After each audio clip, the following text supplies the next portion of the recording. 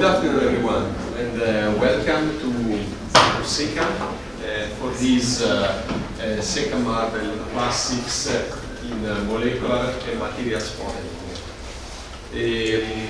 This is a series of very prestigious lectures, and we are also planning next year a calendar, and so stay tuned because there will be other prestigious speakers like those that we have today. Just 20 seconds to tell you what SECAM is, for those of you who don't know SECAM. SECAM is an international organization dedicated to dissemination and communication activities. We have 26 funding members, university and research institutions, mainly in Europe, but since a few years also extra-Europe institutions, in particularly in China, the Beijing Institute of Theoretical Physics, and since June this year also the University of Chicago, the first American institution joining the SECAM network. The activities are spread throughout these institutions, which are responsible for creating the so-called node network. We run on average 50 events per year between workshops, tutorials and schools, and plus other activities like the one that we have here today. So without any further delay, I leave the stage to my friend and colleague, Professor Marzari. Please go. Thank you, Andrea. And indeed, it's my great pleasure to welcome the two speakers of today, Professor Hardy Gross and Professor Angel Rubio. Sadly, they have very long CVs, so I had to use some help here. Usually I pride myself. And I'm here also representing Marvel, that is the National Center from the Swiss National Science Foundation on Computational Design and Discovery of Novel Materials. And it's been really a joy during these years interacting with SECAM on a number of activities like this SECAM Marvel Classics or the Marianne Manzai Conversation. So without further ado, let me introduce the first speaker, sort of long-term colleague and friend, if I might say, Professor Hardy Gross. So he received his PhD in physics at the University of Frankfurt, Germany, and he moved to the University of California, Santa Barbara, to join the group of Walter Kohn as a postdoc and then as a Heisenberg fellow. He then moved back to Germany, to Würzburg, where he was the Fibiger professor, and then from 2001, he was the chair of theoretical physics at the Freie University in Berlin.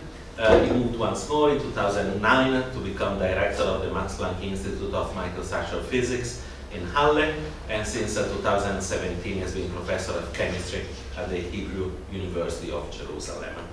Of course, he's here for one of his many notable accomplishments, namely the invention of time-dependent density functional theory, together with Eric Runge, and it will be the topic of today's discussion. But among the many other accomplishments is the development of ensemble DFT of excited states, ab initio approaches to phonon-driven superconductivity, the development of the exact factorization to describe all aspects of non-adiabatic chemical dynamics. Also, many of you have probably studied one of his two textbooks on DFT or on many-body theory.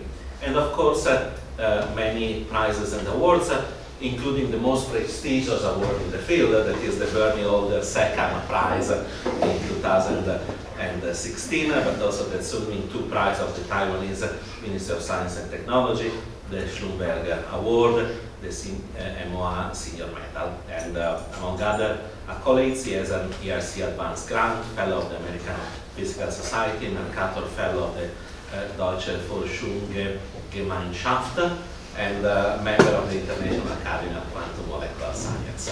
Okay, so this was the short CV, but the pleasure is great, and so let me give the floor to Professor Hardy Gross on time-dependent density functional theory, from basic theory to spectra to ultra-fast dynamics. Very well welcome.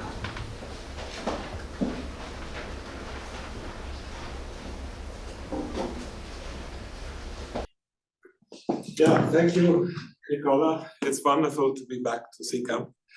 and I will talk about a little bit on the history of the early days of DFT, the basic theorems and the calculation of spectra, and then I move on to the more recent things, which is beyond the calculation of spectra, rather the discussion or the treatment of non-equilibrium phenomena in real time.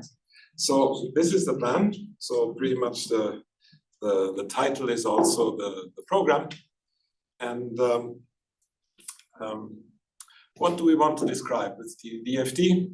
So in this sketch, you'll see a system. This is a molecule here, can be anything, can be an atom, a cluster, a solid. And this is exposed to a time-dependent external field, typically a laser field, maybe in dipole approximation. And in addition, the Hamiltonian is the usual Hamiltonian of electronic structures. So we have the kinetic energy of the electrons, the Coulomb repulsion among the electrons, and the attraction to the nuclei. So here the nuclear, the degrees of freedom, the nuclear coordinates are frozen. So we, for now, just look at the electron dynamics. So this is one situation. A slightly different one is depicted here. This is a molecular junction. And there the idea is that you apply a bias to the ends of the leads. So this structure here consists of a molecule in the middle and single atomic tips. So this whole thing is what we call the central region. And then there are these leads which are imagined to be semi-infinite. So they move on very far to the outside. And you imagine you apply a bias far away at the ends of these leads, and then a current starts flowing through the structure. So this is also a process that happens in time, and then one can see what happens after a while. Maybe there's a steady current, or maybe there's other things, oscillations. And this is the kind of second situation that one can look at. And one important aspect is for both of these cases, one can distinguish the case of a strong external field. So this is written down here for the case of the laser. The laser is stronger than the internal forces, let's say the electronuclear potential, then one really has no choice. In principle, one has to solve the full time-dependent Schrödinger equation for this interacting system. And this is, of course, terribly hard to do. There's the electron-electron interaction that makes it a correlated problem. And due to the exponential increase of the information in the many-body wave function, one tries to find ways to somehow avoid the many-body wave function. And that's exactly what DFT does. So the other case is when the external field is weak.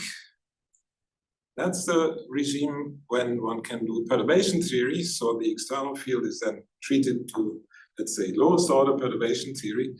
And the task would be to calculate the density in first order perturbation theory. The fancy word for that is the linear density response, rho 1. This is the way I'll call it. And once we have this object, then from the Fourier transform and this dipole integral, one gets the so-called dynamical polarizability as a function of frequency, which immediately gives you the photo absorption cross-section. And this is a sketch how such a photo absorption cross-section looks like for a finite system. So we have these peaks here, which correspond to excitations from, let's say, the lowest, the highest occupied level here to higher levels. Right, so this is just a cartoon. What in reality this is really correlated many-body energies. if the frequency of the laser is too small, that you cannot reach anything, then there is no response, right? And there's a series of peaks until you get to the continuum threshold. This is at this frequency. And then there's continuous absorption, which is absorption into this black region here. And then if you start from lower energies, you will see again a sequence of peaks, which are then, strictly speaking, resonances in the continuum. So this is the kind of thing we want to describe. Now, as I said, the many-body wave function, which in principle we should calculate, is very difficult to do in practice. And one way of avoiding that, it's not the only way, but one way of avoiding the full correlated wave function is density functional theory. And the basic idea of density functional theory can be summarized in two statements, I would say. First one is that every observable quantity of a quantum system can be calculated from the density of the system alone. So this is at first sight surprising, right? We are used to the fact that we have to calculate observables as expectation values of Hermitian operators with respect to the many-body wave function. But this statement tells you, no, the density of the system, just the function rho of r, is in principle enough, in principle. Doesn't tell you how you do it, but it's a formal statement. Now, this statement alone isn't really very helpful, because knowing that if you give me the density, I can calculate anything, you still have to answer the question, well, from where do I get the density? If I would have to solve the many-body Schrödinger equation, the many-body wave function, to calculate the density from it, and there would be no gain.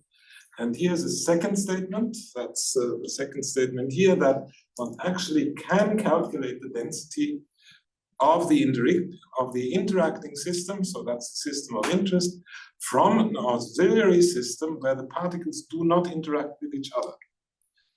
And so this is an artificial system, one could call it, where the not interacting with each other particles just act with an effective external potential.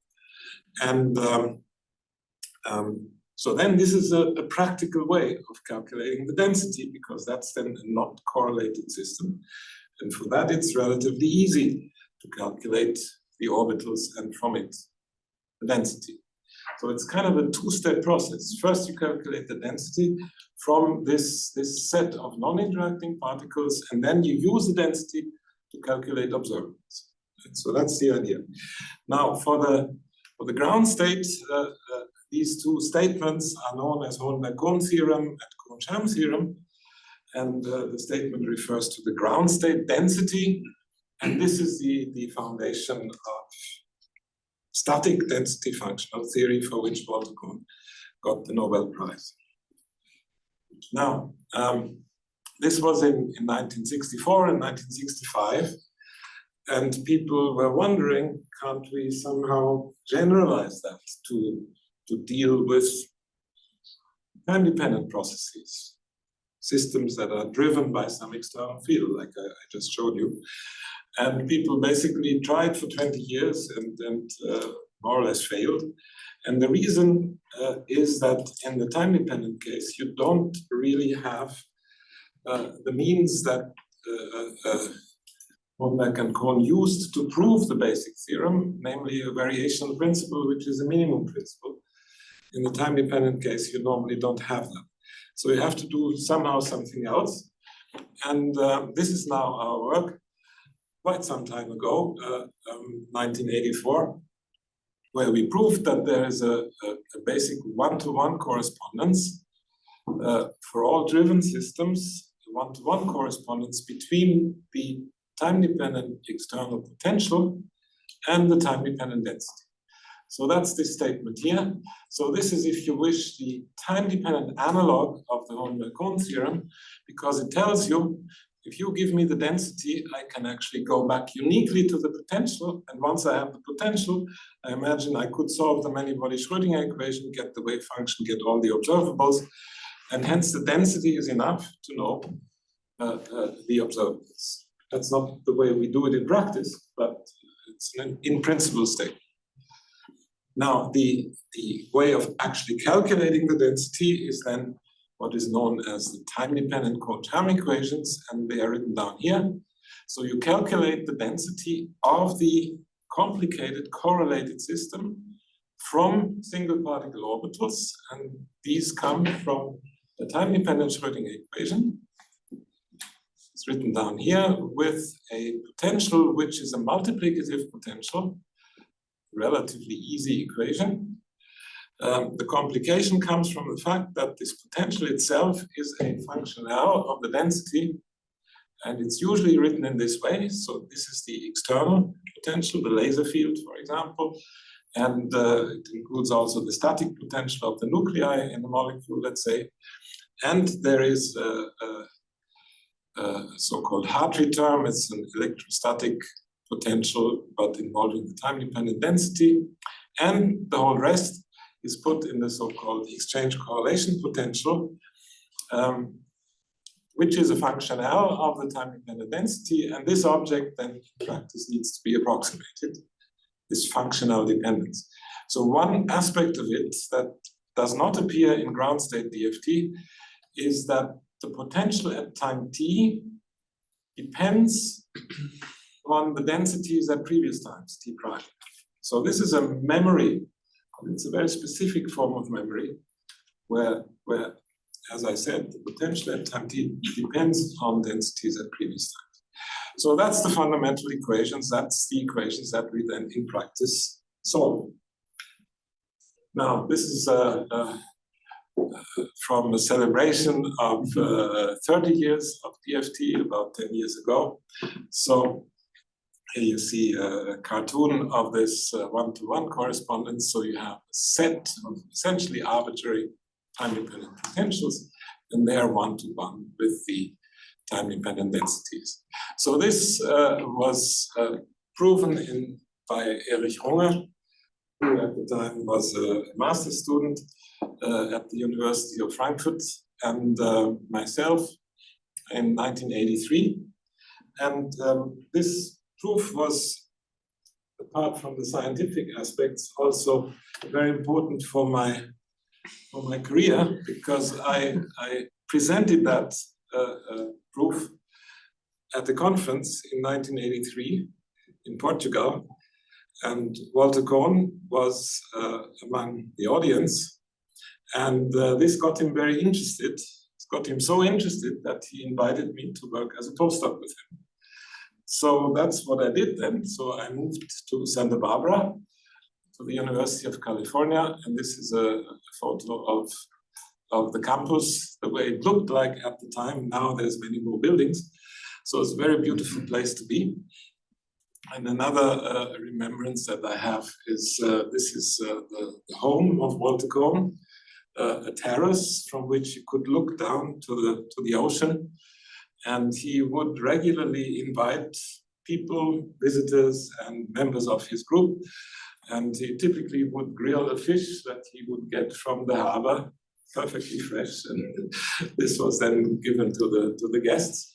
So the people that you see here, this is Yasutami Takada. I shared the office with him for a couple of years. Then Eckhard Krótschek, who was a visitor at the time. This is Walter Kohn, and this is myself. Okay, now, so Walter Kohn invited me to work with him because he got interested in these theorems, but very much to my disappointment, this did not mean that he believed that this was right. And he had a very basic and quite important principle that is written down here, namely, to really understand something, you need to understand it in at least 3 completely different ways. Otherwise, you don't really understand. And certainly for him himself, he followed this principle. So, okay, he saw the proof of TDDFT, the one-to-one correspondence. But okay, yeah, it's nice, but I want to understand it more, right? And one of the things that he suggested, and basically just for him to understand it better, was to work out the linear response regime. Right, so this was his request. I should work out this whole theory for the case when the external potential is weak. And this then led, besides this formulation, to the first approximate functional for the so-called exchange correlation kernel. So the form that many of you have seen is this Dyson-like equation for the density-density response function of the interacting system, that's chi. And this equation expresses the response function in terms of the Kohn-Sham response function. So that's an object that you can relatively easily calculate. And the quantity that is now known as exchange correlation kernel, which is the functional derivative of this time-dependent exchange correlation potential that I mentioned before. So this is the fundamental equation of TD-DFT in the linear response regime. So this was, to the best of my knowledge, first appeared in this paper in 1985. And you see immediately, if you act with this, it's an operator identity. If you act with this on some arbitrary perturbation, let's call it V1, then the full response function on V1 gives you the true density response that we called ρ1. And then if you do this with the whole equation, you end up with this expression. And as I emphasized before, so in the linear response regime, all we need to calculate is the linear density response. Once we have that, we have the polarizability and hence the photo absorption cross-section. That's all we need. And if you look at this equation, so the quantity to be calculated appears on the left-hand side and on the right-hand side. So this equation needs to be iterated, but this doesn't matter. It's just a simple equation. And all you need to do this is in fact this quantity here, the correlation kernel, right? Everything else is easily calculated. And if you think about it, this is a huge advantage, right? Compared to, let's say, solving the many-body problem, even in perturbation theory. Okay, so that is then the very first application where these equations were solved. This is for the xenon atom just above the 4D threshold. So this is essentially a calculation of this hum, right? And what you saw there was a comparison of experiment with the calculation, and the agreement was really wonderful. So this was an encouragement. Then the next task, which actually was worked on only 10 years later, was to focus on these peaks. Right? Can we, this is in practice one of the most important aspects, can we actually evaluate the frequencies where these peaks are? So this is the excitation energies of the system, right? This was the cartoon that we had before. And in fact, that's straightforward to do. So all you need to do is you look at this linear density response as a function of frequency. And at the excitation energies, this has a pole in the mathematical sense. So it goes to infinity. So you just look at those frequencies where this object goes to infinity. And then after a couple of pages of algebra, you end up with an equation that calculates for you the poles as the eigenvalues of this equation here. Right, so that's the right-hand side. That's these poles, the frequencies, the discrete peaks. And so what enters in this equation is just simple quantities. This is matrix elements of the Bayer-Kuller interaction and this exchange correlation kernel with respect to the so-called excitation functions, which are products of an occupied and an unoccupied Kohn-Sham orbital, and those are the corresponding standard ground state Kohn-Sham energy differences This is the differences of occupation numbers. So this is the equation that you solve. And so this we worked out in 1996 and got some first results, which I'm going to show you in a second. Luckily for us, this was done simultaneously and totally independently by Mark Cassida. That's the third reference that is given here. And he formulated, this was the good aspect, these equations in a way that which quantum chemists have been used to from time-dependent Hartree-Fock. So those of you who have seen the Cassida equations, they kind of look very different from these equations, but they're actually mathematically equivalent. You can prove that. And so since the way it was written by Cassida was exactly the way time-dependent Hartree-Fock had been formulated before, it was immediately implemented in all the quantum chemistry codes. So from that point onwards, TDDFT became a standard method. Until then, so remember this was first, the theorems were first published in 1984. Nowadays, everybody thinks in terms of citations or so. This was essentially totally ignored by the community. With this work, really showed that you can do something useful with it, like the calculations of spectra. And this is from this first paper in 1996. You see excitation energies of this closed shell atoms. This is the experimental values. And if you look at the Kohn-Sham energy differences, they are not terribly close for this particular system. They're also not orders of magnitude different, but not really good. But then if you solve these equations that I just showed you, you get an agreement, which is very nice compared to experiment. And this is for molecule, this is this other paper. You see that the Kohn-Sham energy differences are really highly degenerate, while nature, this is molecular excitations of the carbon monoxide molecule. You see, in reality, you don't have these degeneracies, but if you do the right thing, namely TDDFT, these degeneracies are lifted and you get in rather good agreement with experiment. And so this is a very cost-efficient way of calculating excitation spectra. As I said, it's now implemented in essentially all codes and all corners of physics and chemistry. The examples that I showed you look very nice, but it's not always that nice. So there's cases where it doesn't work so well for simple functionals, namely LDA type functionals, for which these previous calculations were done. And this is a list of cases where it doesn't work so well. So dissociation limit, this is basically a problem of strong correlation. That's difficult. Then for long chains, the response is overestimated and the effect gets worse the longer the chain is.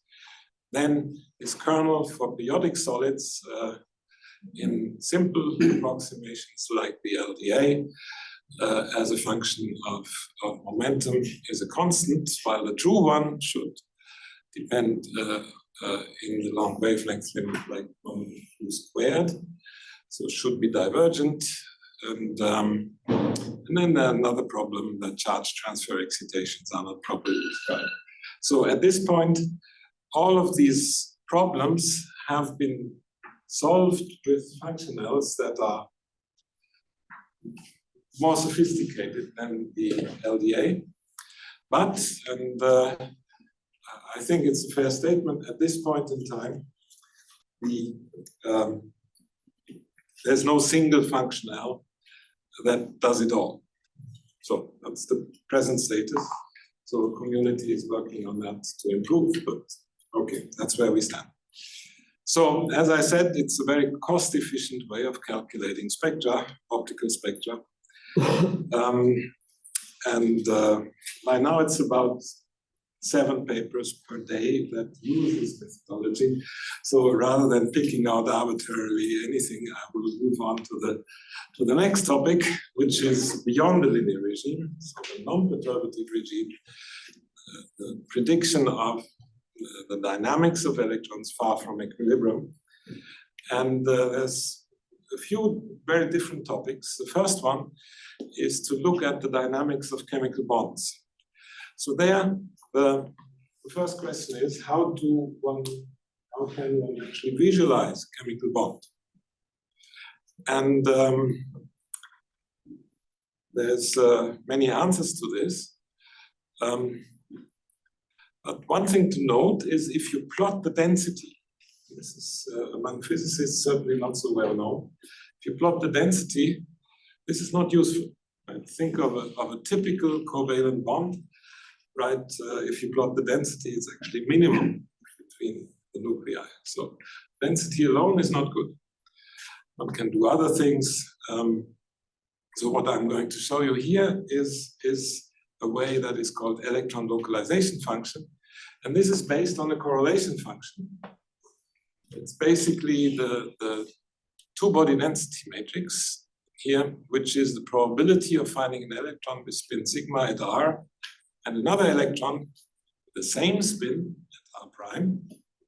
If one divides this quantity by the spin density at R, this is then a conditional probability of finding an electron with spin sigma at R prime, if we know there is already one at R with the same spin. So this is the quantity simplification of that essentially one looks at, and the simplification is that one first writes it in terms of this center coordinate R of one electron, which is located here, and the difference coordinate, and then one takes a spherical average. So this is then the conditional probability of finding an electron at distance S from the reference electron at R. And then one takes this quantity and expands it in powers of S of the relative coordinate. So then one can prove that the first two terms vanish. First term vanishing is the Pauli principle, right? You cannot have equal spin electrons on the same location.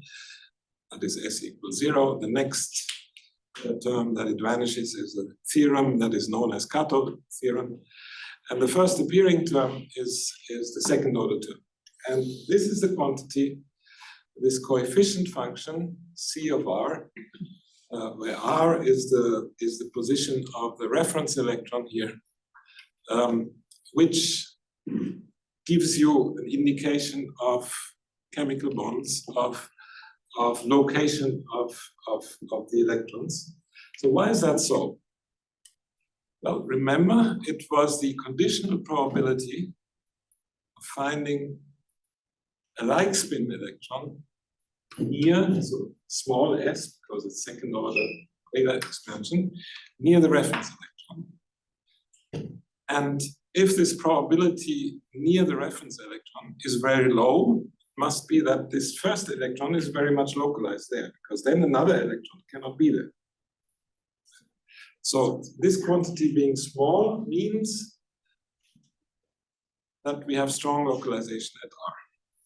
So this is the basic idea, and one then looks at the derived quantity where one normalizes this object by the uniform electron gas quantity and divides in this way as it's given here. So this quantity, it's easy to see that it lies between 0 and 1, and that allows you then to compare different systems. And here's an example. So from C2H2 to C2H4 to C2H6, you see this progression from a single bond to a double bond to a triple bond. And you see that the single bond is essentially this kind of blob. So this is equi-ELF surfaces at ELF equals 0.8. Then this figure 8 shape is typical of a double bond, while a torus here is typical of a triple bond. Okay, so one can evaluate that with any approximation for the wave function. If one plugs in the determinant, then this quantity looks like this. It's essentially the difference of the Kohn-Sham kinetic energy minus the von Weizsäcker kinetic energy. Now, we are interested in looking at this quantity as a function of time, as you drive the system with a laser. And it turns out in the time-dependent case, the orbitals are complex valued, so there's a term involving the current density in addition. And here I'm going to show you now a sequence of snapshots. This is the time-dependent version of the electron localization function for acetylene in a strong laser field. And here you see in the first plot, this is the ground state. You have this triple bond, again, this Thoros type shape. And then you apply the laser field. And what you see here is ionization. So this is kind of a cloud of localized electrons that moves in this way. Then the direction of the laser electric field turns around. So then it's something flowing in this direction. First this direction, then this direction as the laser field goes up and down. And then if you look in the middle, after some time,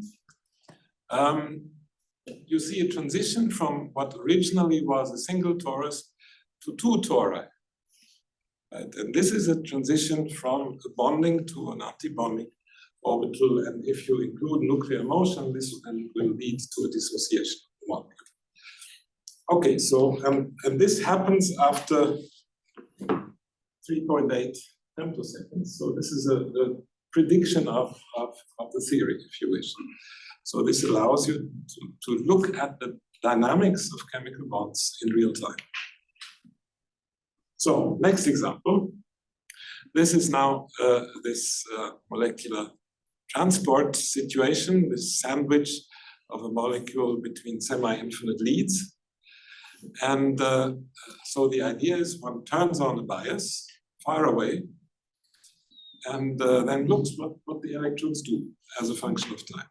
So what the idea is, one kind of mimics this situation of a battery connected to a light bulb, right? So you turn on the bias and then the lamp turns on.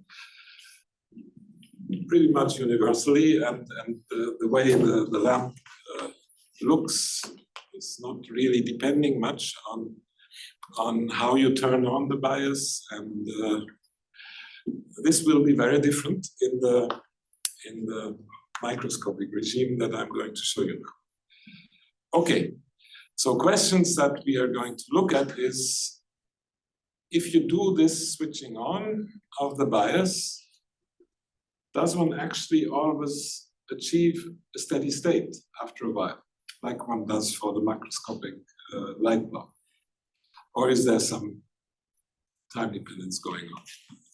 Then if there is a steady state, is that steady state unique? It's another question. And then yet another question is, if in addition to the turned on bias, there's external fields like a laser, or what do we get then? So this is easily written down, these questions, and the way this is answered is by really propagating the time-dependent Kohn-Sham equations, the equations that I showed you before, in real time. And so here are the equations again. It's the same ones that you saw before. So that's easily said, but it's not so easily done, because, as I said, it's semi-infinite leads. And so it's an extended system. It's an extended system, but it's not periodic. And so we cannot use the nice things like Bloch theorem and so on that we're used to make use of when we deal with extended systems. So it's a bit different. So how can we deal with that? And this is the way you do it. Each Kohn-Sham orbital is decomposed into a contribution that lives on the left lead, one contribution phi c that lives in the central region, and one contribution that lives on the right lead, right, in this semi-infinite lead. And So this can be done in real space, right, where this index refers to coordinates in real space, or it can be by projecting the wave function on a basis. And then these localized, if it's localized basis functions, they are localized either on the left or on the right or in the central region. So we have a natural way of decomposing that. So the equation then looks like this. What you see here in the middle is the blocks of the Kohn-Sham Hamiltonian, like left, left, left, center, left, right, and so on. And this is then the equation that you have to solve. So far, not much gain. Now, what one does is one introduces the Green's function associated with the leads, with the semi-infinite leads. And the nice thing is that this is actually a single particle Green's function of a non-interacting system. So that's actually an object that we can calculate. But it's not, we start from the Kohn-Sham equation. So it's a single particle equation. So these Green's functions, it's not easy to do, but these Green's functions associated with the right and the left lead can actually be evaluated. And then after a few lines of algebra, you end up with this equation, which is an equation for the central part alone. And the central part is finite. So that fits in the computer. So you can actually solve it. And this was an equation that we wrote down in this paper. So this was the beginning of a wonderful collaboration with the second speaker today, with Angel Rubio. So the idea for writing this down actually was on a tragic day of mankind, namely on September 11, 2001. It was exactly on that day when we had this idea.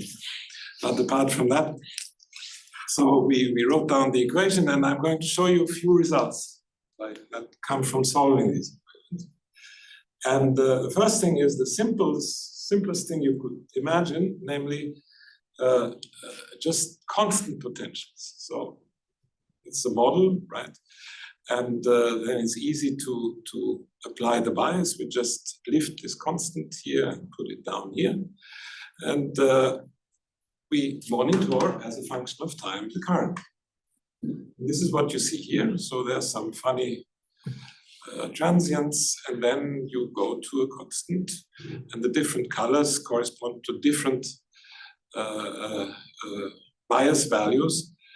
And the steady state that you reach always in this case is, for those who are familiar with this, the value that you would get from the Landauer formula. So here you get something that is maybe at first sight surprising. If you think of a finite system, you apply an external field, it keeps oscillating, right? Here also, but it reaches a steady state. And this is not what many people believe, scattering with phonons. This is just the electrons. It comes from the size difference of this semi-infinite lead and the tiny part in the middle. Okay, so this is steady state value. Now here's another application, very different, where we do not apply static bias. But instead, we have a time-dependent field that is acting on the structure. And this was actually inspired by an experiment. So what you see here is an electrode, two electrodes, and this is a gate. And the molecule in this case is a carbon nanotube that goes across here from one electrode to the other. So this is then the leads in our setup that I showed before. And the whole thing is on a piezoelectric surface. And we hit this surface with a hammer periodically. So there's a sound wave going along the surface. And due to the piezoelectricity, the sound wave is transformed into a running electric wave. So that was an experiment. And this is now a simulation of that. So what you see in green here is the running electric wave, and in red is the time-dependent density. So what you see here is this little kind of buckets of electrons that move along in the throes of the oscillation. So it's kind of what you would expect. If you think about it, it's an electronic version of the Archimedes screw. So it looks kind of trivial. However, and this was found in the experiment, that for certain values of the gate voltage, you actually get a current that goes the opposite way. So negative values here of the current is ways that are opposite to the direction of the running wave. So this is kind of mysterious, and I'm going to show you now a simulation of this. And the plot is slightly different from what is before. So this is the periodic potential of the carbon nanotube. Here's the left lead. And what I'm going to show you now is a time propagation. So we superimpose on this potential of the carbon nanotube the running sound wave. And the running sound wave goes to the right. And what you will see is that there's actually density going to the left. So opposite direction. So here's now the simulation. And so you see here, this is the running wave, goes from left to right. And there's density going to the left. So what is plotted here, the red curve is the different density. So the initial density minus the time-dependent density. So this is kind of counterintuitive, and one can analyze this in detail. It has to do with running holes, and so it's a real quantum effect. Okay, another example. Is there always just a unique steady state, if there is a steady state, or can there be more? And this is now a simulation. It's a TD-DFT calculation, but for a model system, namely the one-side Anderson model. And what you see here is that depending on how you switch on in the beginning, you can have more than one steady state. So you reach a steady state, but if you switch it on in one way, you reach this steady state or this steady state. And if you kick the system in between, you can actually switch between these steady states. And so these two plots, the upper plot here and the lower one, have been calculated with two different functionals. The upper plot is time-dependent Hartree-Fock, and the lower plot is a particular kind of functional, the beta ansatz LDA, follows from the beta solution of the single-side Anderson model. So that's something unusual, right? You don't get this for the light bulb. Now you switch it on, the current can be different. Now, is there always a steady state? And the answer is no. We found one case. This is now a two-side Anderson model. So we have two sides with the Hubbard U. And depending on how you switch on, you either get a steady state, that's this thing. It's plotted here as the occupation number, or you get this funny oscillations. So as I said, what is plotted here is the occupation of the two sides. And you see when the occupation of one side goes up, the occupation of the other side goes down, and vice versa. So this means that there's density flowing from one side forth and back. Right? So this is an oscillation, an oscillatory current, which never stops. So this is, at this point, the prediction has not been found in experiment yet, but it's not because has been disproven, but rather because the experiment is too difficult so far. But we are now in contact with an experimental group in Konstanz, and they are actually trying to measure it. What you need is a very precise spatial resolution in addition to the temporal resolution. So this is hard.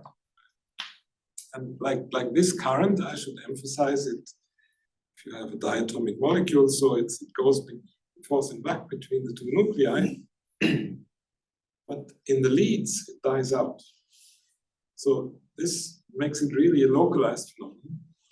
And it's different from, for example, the Josephson junction, where you also have such an oscillation, right? But this extends throughout the leads. So that's a different situation. Okay, now something very different, optimal control theory. Usually what one does is one prescribes an external field, a laser field, and then calculates by solving the time-dependent Kohn-Sham equation what comes out or what happens as a consequence of the field. Now, optimal control theory addresses kind of an inverse question, namely, you say you want to achieve a certain goal with a laser field. For example, you want to occupy a particular given state and ask yourself, by what kind of laser field can I actually achieve this? So that's optimal control theory. And one example is, as I said, you want to achieve a given final state at the end of the laser pulse and ask which laser pulse does that. Very different question is, if we have a harmonic spectrum, can we maximize one particular peak in the harmonic spectrum?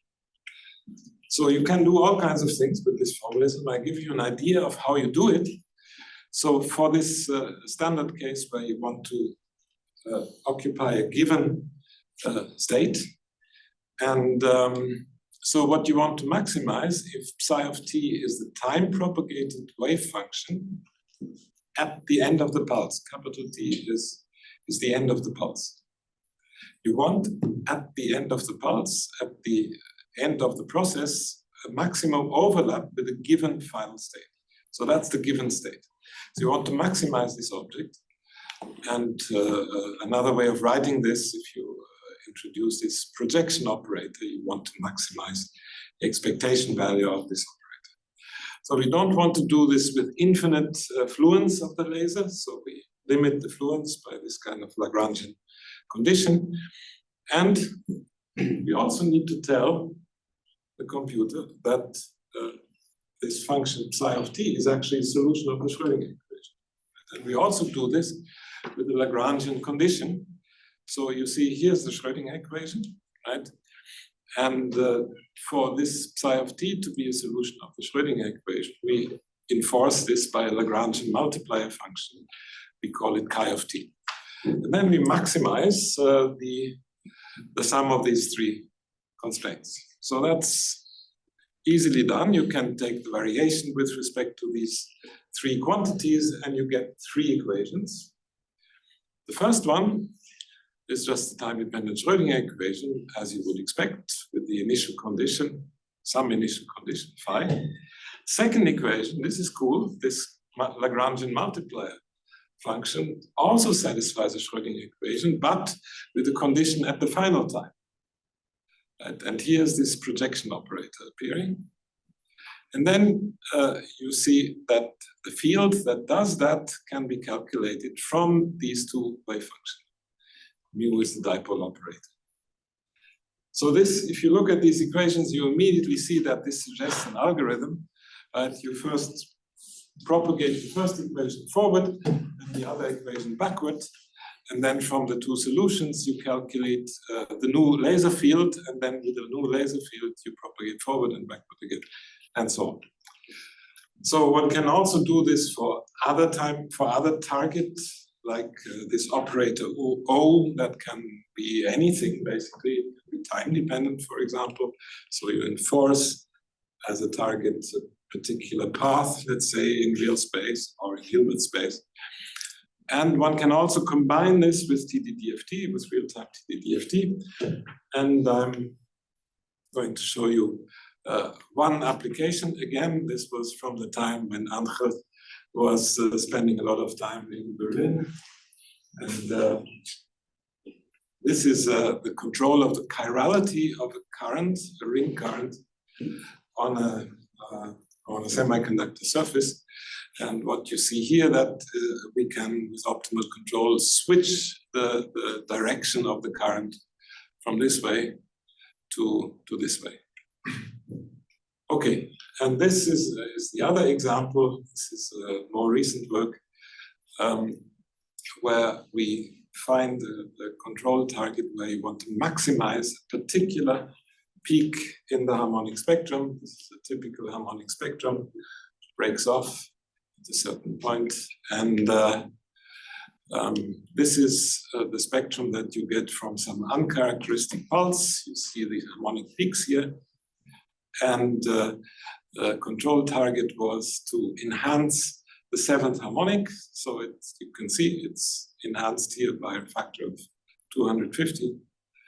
And that's the funny pulse that achieves that. One can try to analyze that. Almost done. So, the very last example that I want to give you, that's really the last one, is spin dynamics in solids. So the quantity of interest there is the spin magnetization of the electrons. And this is a plot of it, so it's a vector field. So at each point in time, it has a direction, and that's given by these white arrows. They all have the same length, so they just tell you the direction. And the colors give you the absolute value of that quantity, m.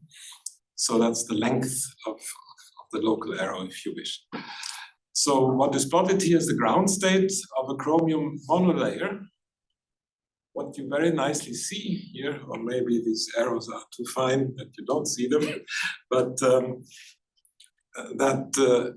what you get here for chromium is this typical frustrated spin arrangement. So in this atom, you have something, all locally this magnetization all points in the same direction.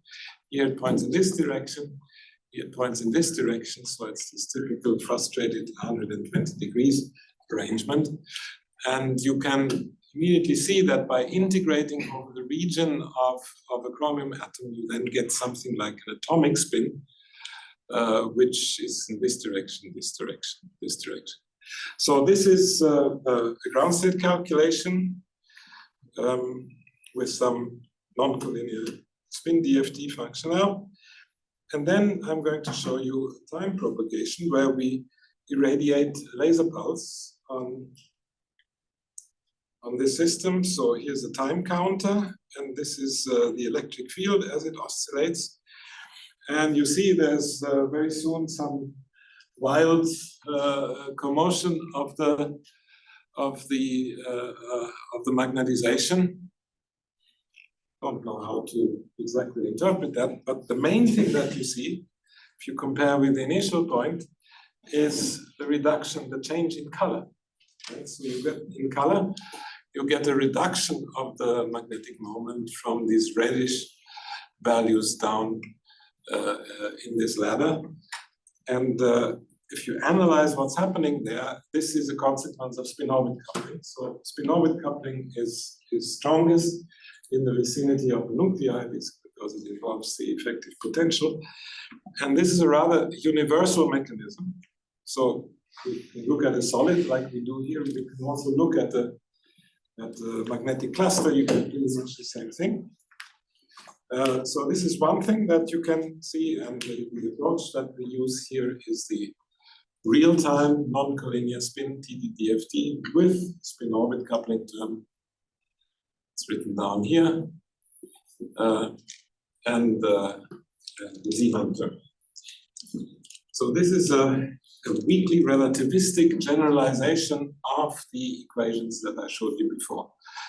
That's these two additional terms. And this you propagate in time with some approximation for these exchange correlation scalar potential and exchange correlation magnetic field.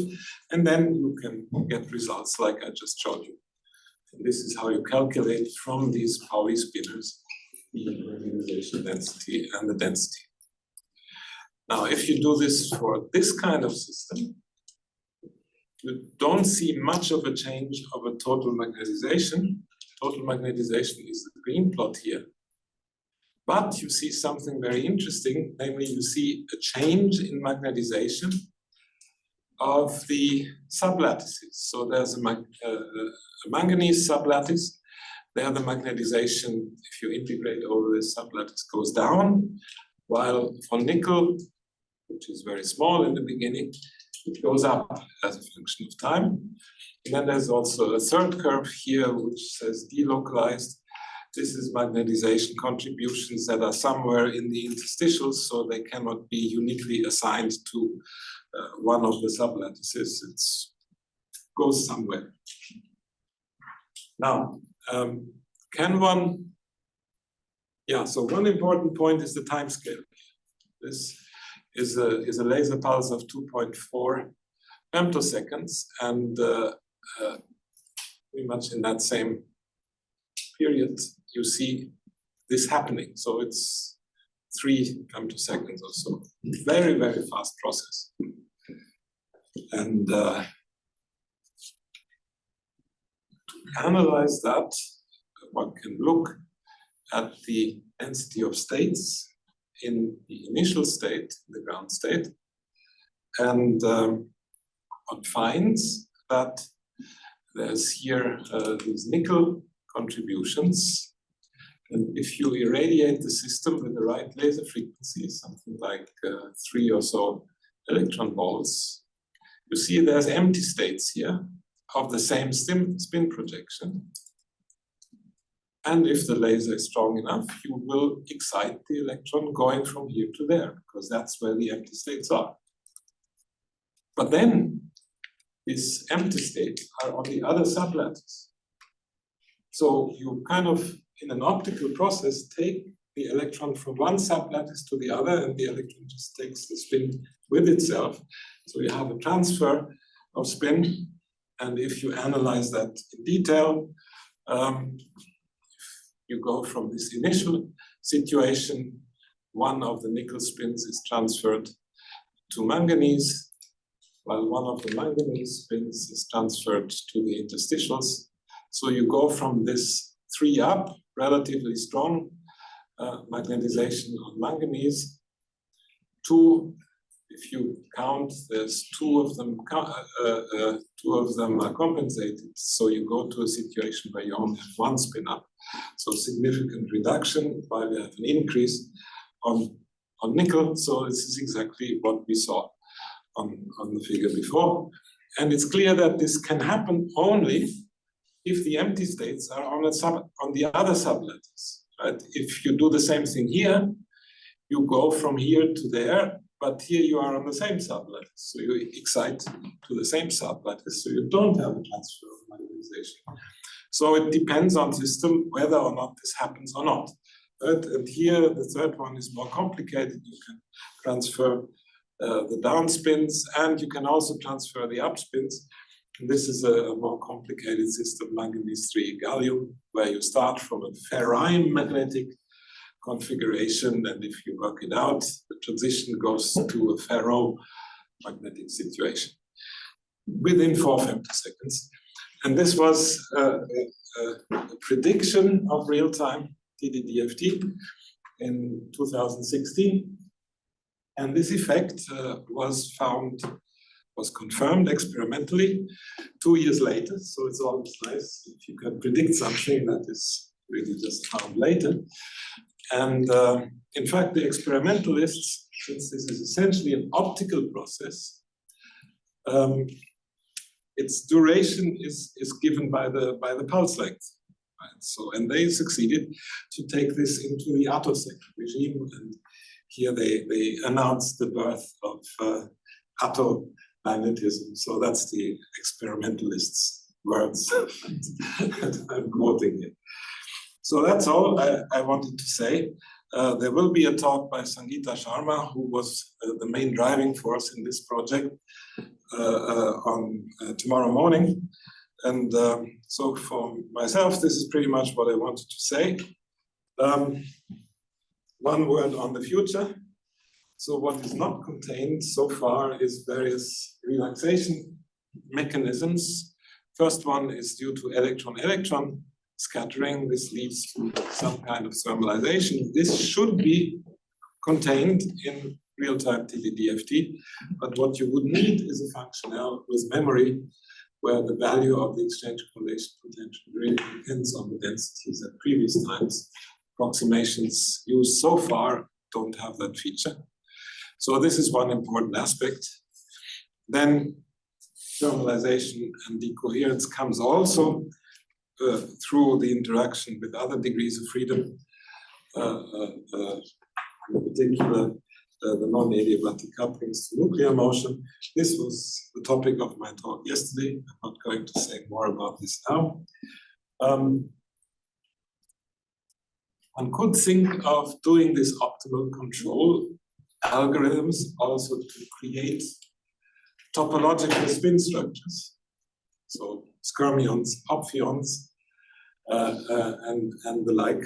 And indeed, so in the model calculation, we succeeded to do that. But that was not a full-scale TDDFT calculation yet, but at least the demonstration that this should be possible. And finally, we also tried to influence superconductors with external fields. In fact, the basic TDDFT theorems for laser-driven superconductors were already written down in the 90s. So this is this paper, 1994. But the hard part is always to find functionals. And in fact, we found one last year. It's just 30 years later. And so we have implemented that again in a solid state code, the ELK code. And so far, the functional that we have dreamed up works well for static situations. So one and the same set of equations gives you both the band gap renormalization in insulators and the superconducting gap of phonon-driven superconductors. So this is encouraging, but the real-time implementation is yet to be coded up. And finally, I want to thank the people, the recent people that have been working on that in the past years.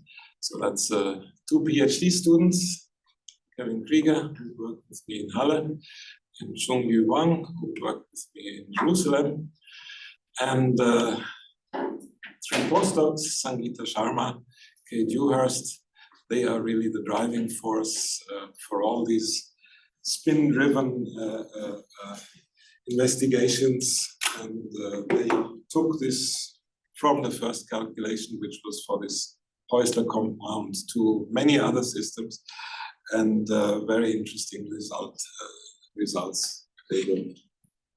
Sangeeta will talk about this tomorrow. Thank you for your patience. That's all I want to say.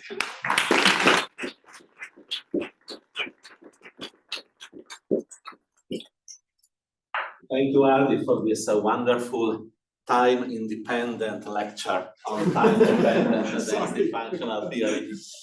So we have questions both from the audience and from the online audience. Everyone is welcome to write it in the question and answer. And we have here Sara Bonella, that's the Deputy Director of SECAM.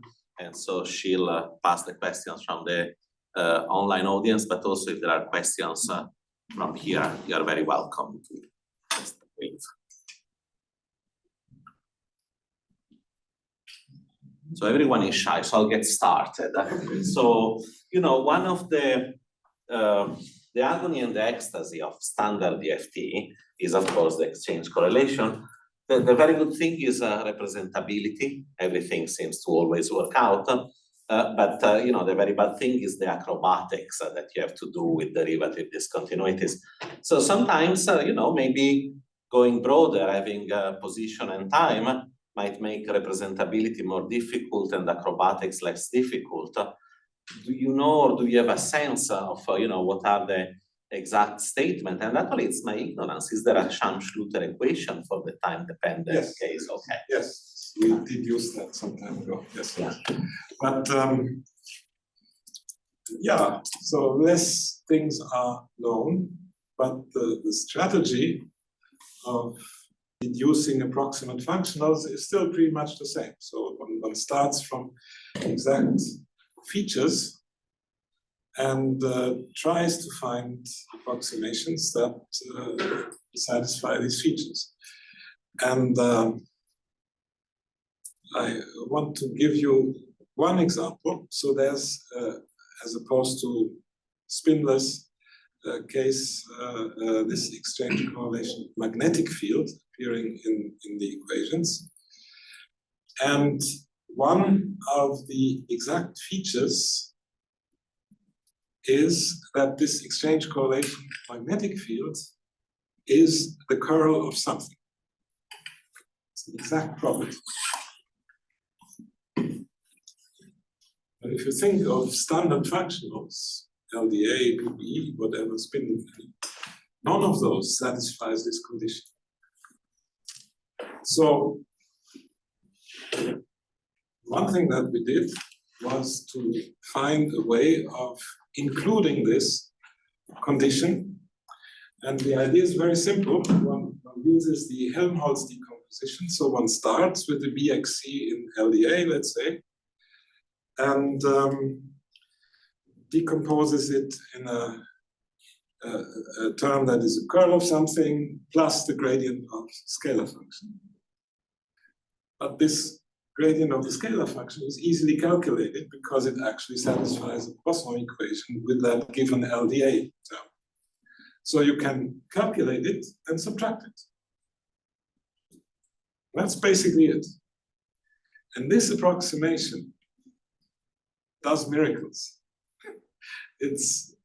There are many systems where actually spin DFT does a terrible job. And I'm sure you know these examples.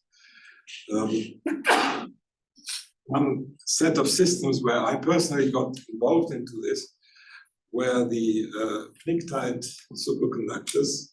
So the normal conducting parent materials of these superconductors, they are magnetic. And if you do ordinary spin DFT, you get a disaster. I mean, everything is wrong. Magnetic moments are wrong by 300%, and it's really terrible. If you do this trick of making it a curl, so source free, so making it a proper magnetic field, then everything becomes fine. So don't ask me what exactly the mechanism is that does that, but it turns out to be really, in many cases that we looked at, doing an extremely good job. This one kind of unusual condition. Okay, but this wouldn't be related to the kind of, you know, in static DFT GGG theorem where we have an exchange correlation that should depend on the polarization and on the magnetization. Okay, so this is now another question, right? Whether or not there is actually a proper DFT, the Hornberg-Kohn theorem, even for periodic solids. It's a tricky question. And with the famous GGG paper that you mentioned, one has pretty good arguments that, in fact, is not a Hornberg-Kohn theorem in the sense that the periodic density uniquely determines the periodic potential, but rather you need a number in addition. And for the electric polarization, this number, as you know, has to be calculated from the very phase. In the magnetic case, this is not so. For orbital magnetization, yes, but not for the spin magnetization. So half of the audience is jobless now, but let's see if a question from the audience. 7 questions, So I have 7 questions. like Maybe Snow we can, White. exactly. So maybe, Hardy, you can pick a number between 1 and 7, and then we start answering a few. See how we go for today. Let's start with 7. Start with 7. Yes. So this is a question from Pedro O. Is there any work in progress to introduce the memory exchange functional term? Okay, you're working on it. So there is a way of dealing with memory by representing it in terms of a current density functional. So functionals of the Coulomb current density, and which, if you work it out, is in fact equivalent to having functionals of the density that are non-local in time. And with such a function now, there's a paper, 2005, by Giovanni Vignale, that succeeded in showing thermalization. So just an electronic system was simple slab, infinite in one direction, and you would run a TDD-FT calculation, and you would see that certain things really die off. Whether or not this is already full-scale thermalization, one may argue, but so this is one functional that I could mention. There's others that have not been tried much. So, for example, exact density functional exchange. So if you start with a time-dependent Hartree-Fock total action functional and optimize that with respect to a local potential, so that's the so-called OEP procedure, then this becomes non-local in time. In Hartree-Fock, it's spatially non-local potential, but local in time. While in exact DFT exchange, it becomes a non-local functional in time. Has not really been tried yet, so it's kind of numerically difficult to deal with that. But there's a few things that one can try. So this is a topic that currently 2 of my postdocs are actually actively working on. Not easy, but in maybe 1 year I have maybe a better answer. One more just to keep everything in time. So one more. This seems very dangerous because it starts with I have a simple question, which is why spin orbit coupling is important for ultrafast laser-driven spin dynamics. Yes. I can give an answer in formulas. This will take maybe 2 or 3 minutes.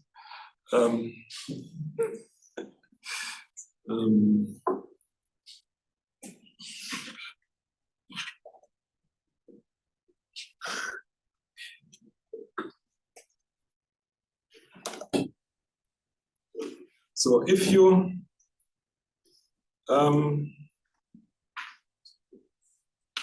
take the time-dependent Coulomb equations, these equations, and which, if you had the exact function L, would give you the exact spin magnetization, then you can, just applying Heisenberg equation of motion, deduce an equation of motion for the spin magnetization. And this is now for the Z component of the local spin magnetization.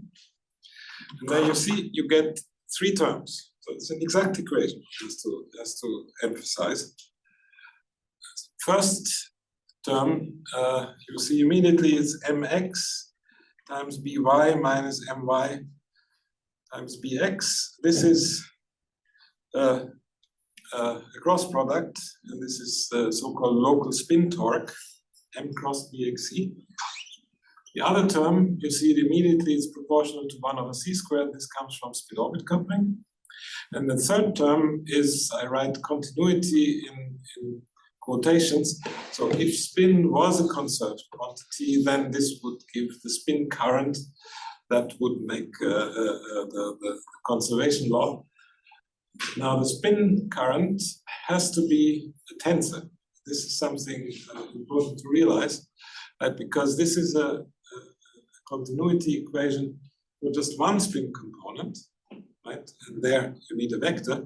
But for the other two components, you also need a vector. So 3 times a vector is a matrix. And the tensor, this spin current tensor is given by this expression that is written down here. So it's the vector of Pauli spin matrices tensor product with the charge current operator. So this is what you get. If you now integrate this equation over space, over the unit cell, let's say, then you get the change of the total moment. So it's the same expression, it's just everywhere an integral over d3r. Right? And then let's take a look what this is. So first term is now the global torque exerted by the exchange correlation magnetic field. This global torque has to be 0. First of all, it's intuitively clear that the internal forces, Coulomb interactions, cannot exert a global torque. One can also prove it mathematically. So this term is 0. And the last term, it's an integral over divergence, so that's also 0. And there you see, the global moment can only be changed by spin-orbit coupling. And locally is different, but if you integrate, the global moment can only be changed by spin-orbit coupling. So this is a proof. It's a rigorous statement, and that's why it's important. So that's the answer. Thank you. From Babu Prasad. Great. I think maybe just to keep everyone in line and shape, we thank again Professor Hardy.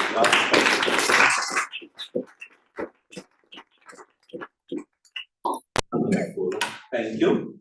And great pleasure to have also a second speaker, that is Professor Angel Rubio from the Max Planck Institute for the Structure and Dynamics of Matter in Berlin. So let me sort of tell you a little bit more about Angel. He received his PhD in physics from the University of Valladolid, and from there he moved to a postdoctoral position in physics at UC Berkeley.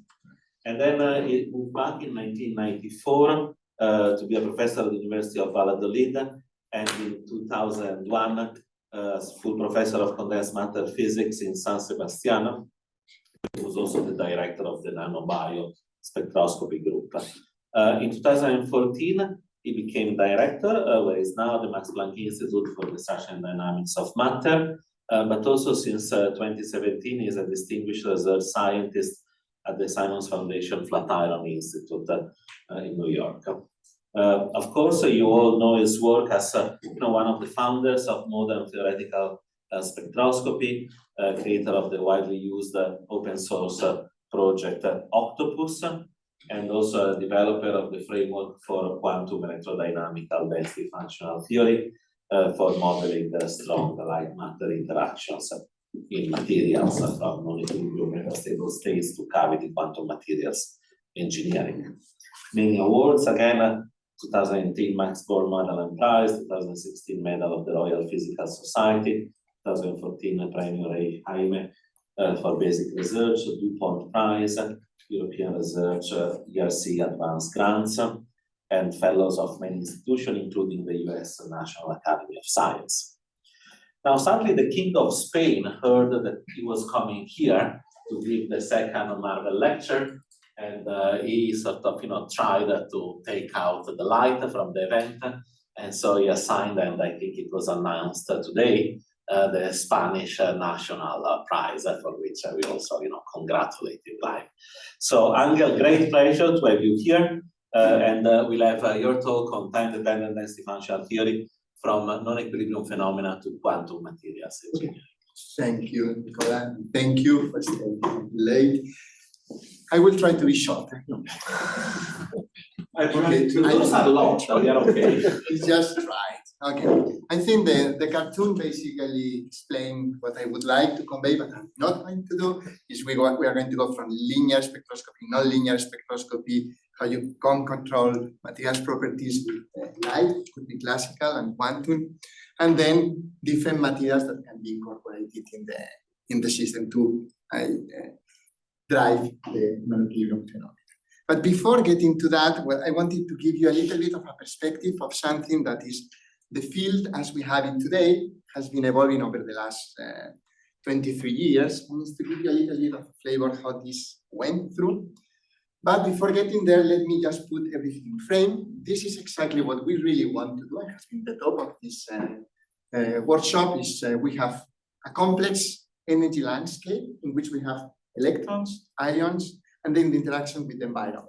And all that has to be treated in a way that is able to describe what is the phenomena that is happening both in chemistry, biology, and solid-state physics. And then here you see all the keywords that people have been using, from potential near surfaces, non-adiabatic couplings, electronic excitation, excited-state dynamics, and then of course how you drive the system from A to B with an external laser field or magnetic field if you want to do magnetic excitations, and so on and so forth. Then there are many open questions. This is a completely complex problem, and with different approaches to solve. No? One is clearly the one that was presented before, which is TVFT, and is the one that I'm going to follow. But this is just to give you exactly what we really want to do, is start with small systems, to go to large systems, and include environmental effects, thermodynamical properties. Then the other aspect, which is important, and this is from Umberto, is how we are going to see what is going on is with something which is fan probe spectroscopy. And this is something we all like. It's you, in order to see the reaction of something, you have to first punch and then see how you react. Then it's like us. When we are talking, unless if you want to be sleeping, you can be sleeping, but I can wake you up. No? Then it's the same argument. It's how we interact with the matter dictates what we are going to see. Then it's a little bit of this trade-off between PAM, probe, and then seeing and understanding what is going on. And that's exactly what we want to see in different time scales, different energy scales, and different spatial scales. And this is, at the end of the day, it's easy to say, it's quite complicated to do. In practice, how to set up all the experimental tools that allows you to monitor what is going on at the nanoscale. Okay, but that's exactly what we are going to do in the modeling that I'm going to present. Okay, before getting there, let me go back to the prehistorical times. And then you want to study linear response and properties, and the typical one that you have in all textbooks is the RPA, which is nothing else but another way of talking about Fermi-Golden rule. You have ground states, size states, and you compute the transition from A to B with the expectation value of the operator that could be light, magnetic field, or any other perturbation that you have in the system. And then this is nice, then you can include, if you have here your system which is correlated, you can have correlations built in, but at the end of the day, it's more or less this argument of single particle spectroscopy, in which to lowest level you include the interaction between electrons and the Hartree, which is just the classical Hartree potential. And that's what you call RPA. Okay? Then the extension that was presented in the course is you go beyond that, and then you want to introduce many-body correlations. And then one way to do it is with many-body perturbation theory or expansion in Green's functions, just to give you the flavor. Sorry, now comes the problem with this. The flavor of adding to the RPA the interaction of the electron and the hole that you create. And the first thing that happens is in this perturbation theory, the way we teach perturbation theory, which somehow could be seen a little bit artificial. You add one electron, you see how the electron propagates, and then you annihilate it. Or you create a hole, you see how the hole propagates, then you annihilate it. And the difference between those two gives you the gap. For those of you that are chemists, this is nothing else than the ionization potential minus the electron affinity of a molecule. This is what the solid-state physics call the gap. in solid state physics. Okay? Then there is a well-defined quantity in chemistry. However, in reality, when you do optics, you are not doing with adding and removing particles. You are promoting one electron from the valence to the conduction band. And then you have the interaction between the electron and the hole. And this is what you name the formation of an exciton, because it seems like a hydrogen atom that has the interaction. And then this tends to close the gap. And surprisingly, in many systems, for many years, the closing of the gap was equal to the opening of the gap. And then the independent particle was working with a small gridded sheet. And that's what you have in many textbooks, how you explain solids. But then this is a way to include all these dynamical effects. And then you can go on, and then you can write it in terms of the response function that you have below, which is the one that Hardy was presenting before, in which you have the Coulomb term and the change and correlation, which will be in this case the self energy of your system. This is the standard way and has been like that for many years. Then comes the other way, which is the time-dependent density function or time-dependent current density function. I'm not going to present the equations because Hardy took all the equations, but that, at the end of the day, is how to do linear and non-linear response based on the equations of motions that Hardy showed you. And then basically you can apply it to open quantum systems in and out of equilibrium, because you can have exchange with the environment and also add and remove particles. And here I think is something important for you to grasp. The fact that photoelectron spectroscopy or spectroscopies in which you change the number of particles you might think are beyond the reality of TTDFT, this is not the case. Because in reality, when you do an experiment, you take matter, light, the electron goes, and in the way going to the detector, you describe it, the system is always neutral. At all times, it's neutral. You are not adding or removing particles. Then is the ideal situation is TTDFT to describe this process of electron propagation and electron emission in photoelectron spectroscopy. Okay, then of course the price you have is that you need to have good kernels and change correlation kernels or potential. But let's get there later. Okay, this was basically the framework in which I want to describe, and then I'm going to do one step back to tell you a triviality, which is what we were discussing before, what is the spectrum, and then basically to tell you when you come with light, you have the excitation, then you create this electron hole pair, and it's exactly what I was telling you before. You have these independent particles. By adding this electron hole pair, the first thing that happened due to correlation is the opening of the gap.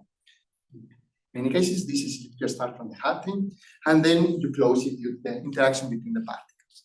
How does this work in the 90s when we were looking into that in molecular systems before getting to solids? Okay, and I wanted to give you a perspective which is completely uncommon from molecules, because you don't, this way you never do it, but I think it's interesting because you will see the analogy to solids.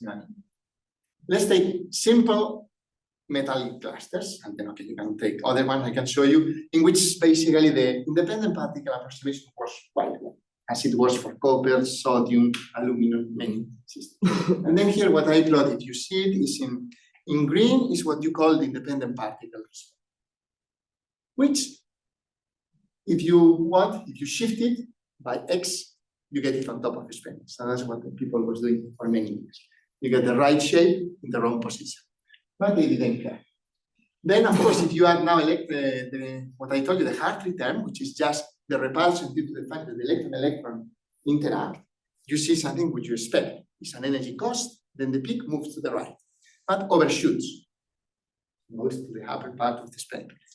And then now you include the LDA, and the LDA, it looks like the simplest approximation for the change and correlation attraction, because it's attractive, and then brings the peak back closer to spin, not on top. Okay? And this is a common trend. You go independent particle up and then down. Okay, this is and this is reminiscence of what I'm going to discuss later of many body perturbation theory. Here the results are not perfect, but are not bad. And then some of the defects comes to the things that Hardy was mentioning before. I have many cases, but I don't want to bother you with all the cases in which this works or doesn't work. But this was to illustrate that the physics of excitons is there, and it's a classical effect. It's just electron hole attraction, which could not be more classical than that. And then you might ask why I'm saying that, because in finite systems we don't have a problem, but then you go to solids, and then comes something which this was the object of another marvelous lecture by Chris Godby, Lucia Reining, and Steve Lewin. And you will see in a minute why this is important, but let me trick you a little.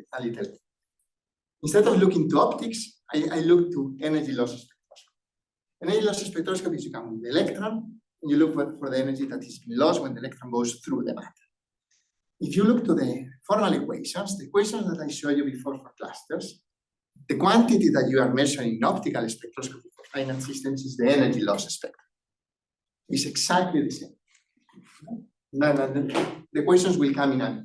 Then all of a sudden, if you look to energy loss spectra, you realize that LDAs, the simple approximations for the exchange and correlation, do work quite well. And the main reason is because the collective excitation, which are plasmons, are the ones that dominate that response. And that is basically, again, classical. And that's the reason why it works. But what is the surprise? When you go to optics in solid, that all of a sudden you get exactly what I show you for finite systems. The independent particle goes off in the system, but then doesn't capture basically the formation of excitons in the system. And this was an open question back at the end of the 90s, how we can do that without many body perturbations. Okay? And then this is just to give you the flavor. And then let me just raise something that for all of you is natural, but in the 90s was not natural. Is the open question there was, can TDDFT capture excitonic effects? And you might answer now, yes, because you know. But at that time, everybody saying, no, it's impossible. And this was written by referee reports and everything you have. And I will not show you, but there was no way to get this argument that TDFT should work, despite of the fact that it's an exact character. Instead, luckily, because David Vanderbilt was the associate editor of PRL, and then when you appeal, if the editor is good enough and understand what is going, can overrule the referees, which were negative. The paper got accepted in PRL in 2002. But otherwise, this would have never flown at that time. And this was the time we started all the things with Hardy. We're trying to convince that indeed this 4-point Bethe-Salpeter equation can be cast into a 2-point linear response. That's basically, if you write it, this is basically the Bethe-Salpeter equation, and I did a trick here, which is a 4-point, and I wrote TDDFT in Casida-like equation. So if you write it as Hardy presented in the Casida, it's exactly equal to the Bethe-Salpeter equation. It clearly tells you that you can do it. Of course, you need to have a kernel that solves the problem, but this is a different thing of being not able to describe excitons and those properties in TDDFT. Okay, and then I wanted to give this history. At that time, also Nicola was in United States.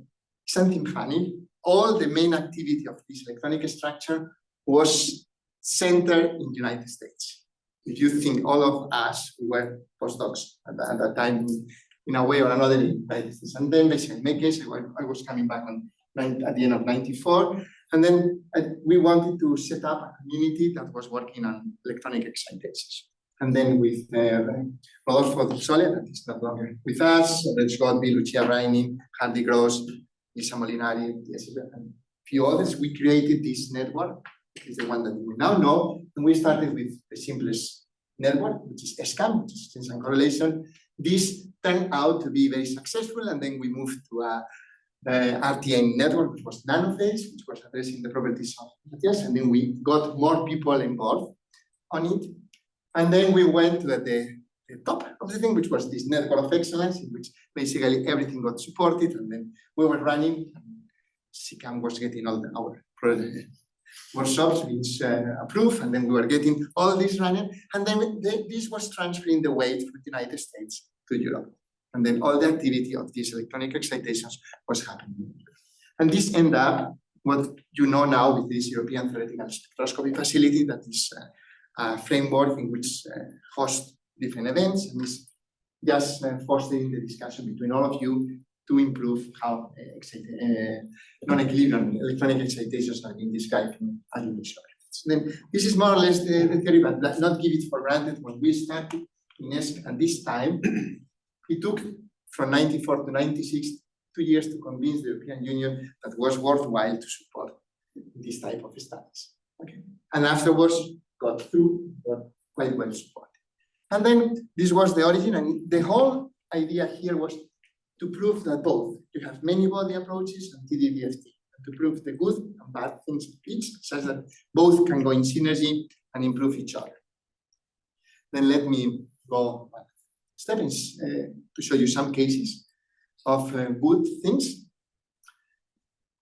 And instead of taking, I just removed many examples just to keep the discussion. So I will give you something on a little bit on the bio, just to change the color of plants. And probably you realize that there is something always is concerned with the fact that the leaves and all that is linked to the porphyrins that you have there. The porphyrins is this aromatic ring of molecules in which you have different metal inside, which in this case is magnesium, but you can have others. But then let me just guide you through the plot because it's quite interesting. Chemists are really good. Then they can synthesize whatever porphyrin you ask them to do. Then you ask them to synthesize exactly that one, in which there is no tail. This is not the one that you have in the plants, but this is the one that you can do the calculation and then compare with experiments. And this is the experiments in red, and the black is the calculation. Okay. The first thing you realize is perfect agreement, but it's not in the visible. This cannot be. How plants absorb in the visible, if the absorption is outside. No? And then you start thinking, okay, what I should do is all the porphyrins in the plants are connected through a carotenoid network, which is attached to one of the ends, and then they have many of those. No? And as soon as you break the symmetry of the lattice of the molecule with this network, all of a sudden this peak splits and the absorption goes in the visible. And then depending on how you terminate those tails, you can have different colors. If you can have even if you have the lobster, the color of lobster, which is red, comes from this type of threads. And then whether you oxidize it or not, goes from red to brown. You also know the change when you put it in water, which is basically what is going on. And then at the end of the day, this is nice because then you can think of going towards understanding the color of plants with some limitations. This is a good thing because still not all effects are there. Then the next step is, can we use this to understand photovoltaics? I'm going to guide you, and this is in organics. At the end of the day, can I describe one of the processes that Harry was describing, which is just transfer excitation between absorption and reaction. No? And then here again was more of a combined study to see how good it goes. And this was done with Carlo Rossi and the people in other group of experiments, and again was with the chemists. We proposed which is the material we wanted to have, in order that the calculations were done on the same experiments. And this is very simple. You have the porphyrin will be the active site, P60 will be the acceptor, and the carotenoid will be the donor. Then basically what you want is to absorb light the porphyrin, the electron should go to the P60 and the hole should go to the carotenoid. And then you use that as a migration in order to generate the current in your photovoltaics. Okay? This is nice to say, but let me guide you because I think it's an interesting effect. This is the energy diagram, which is trivial. Then you have the carotenoid, the porphyrin, and the P60. Clearly, when you excite the porphyrin, the electron is above, then that one will go to the LUMO of the P60, which is the donor, and then the hole will be populated by the HOMO of the beta carotene. Okay? This is the mechanism of transfer, the hole from one to the other and the electron. But this is good to say, it's good to write it, but this doesn't conserve energy. Then it doesn't conserve energy at all. Then it is really happening. Okay, in all textbooks they tell you yes, but then you come with the light and this plus. This thing is the thing. You come with light, you excite, and then you see the porphyrin moving, but the electron doing nothing. Then this mechanism that is supposed to be the one that dictates the transfer and is what you test in textbooks should be present. No? And then this is basically what you see here, that there is basically no charge transfer. there is a fluctuation of the electron density around the line.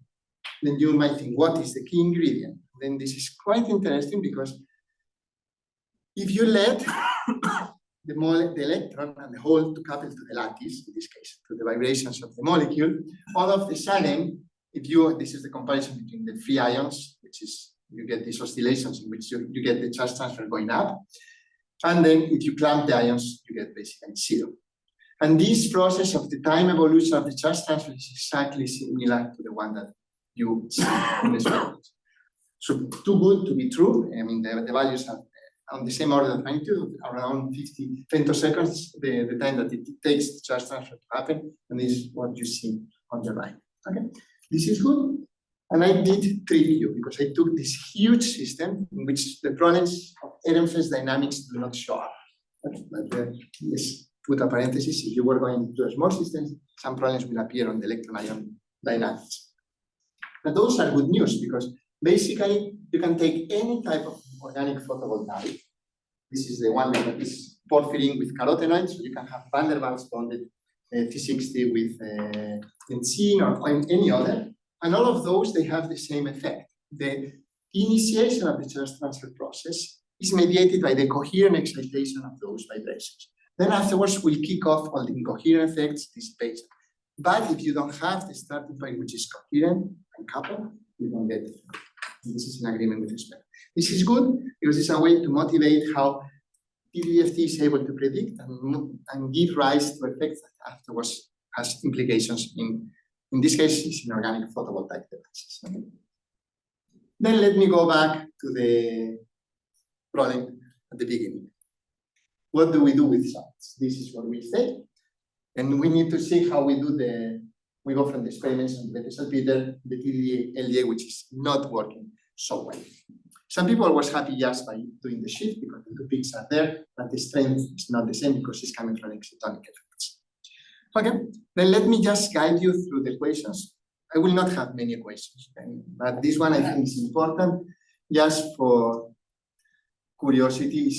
Let's go back. The energy loss spectra is the calculation of the inverse of the dielectric response. But if you write it in terms of response function, it's 1 plus the Coulomb potential, the response function. This is exactly, if you have the imaginary part of epsilon, what gives you the optical absorption in finite systems. And that's what we already know was working well.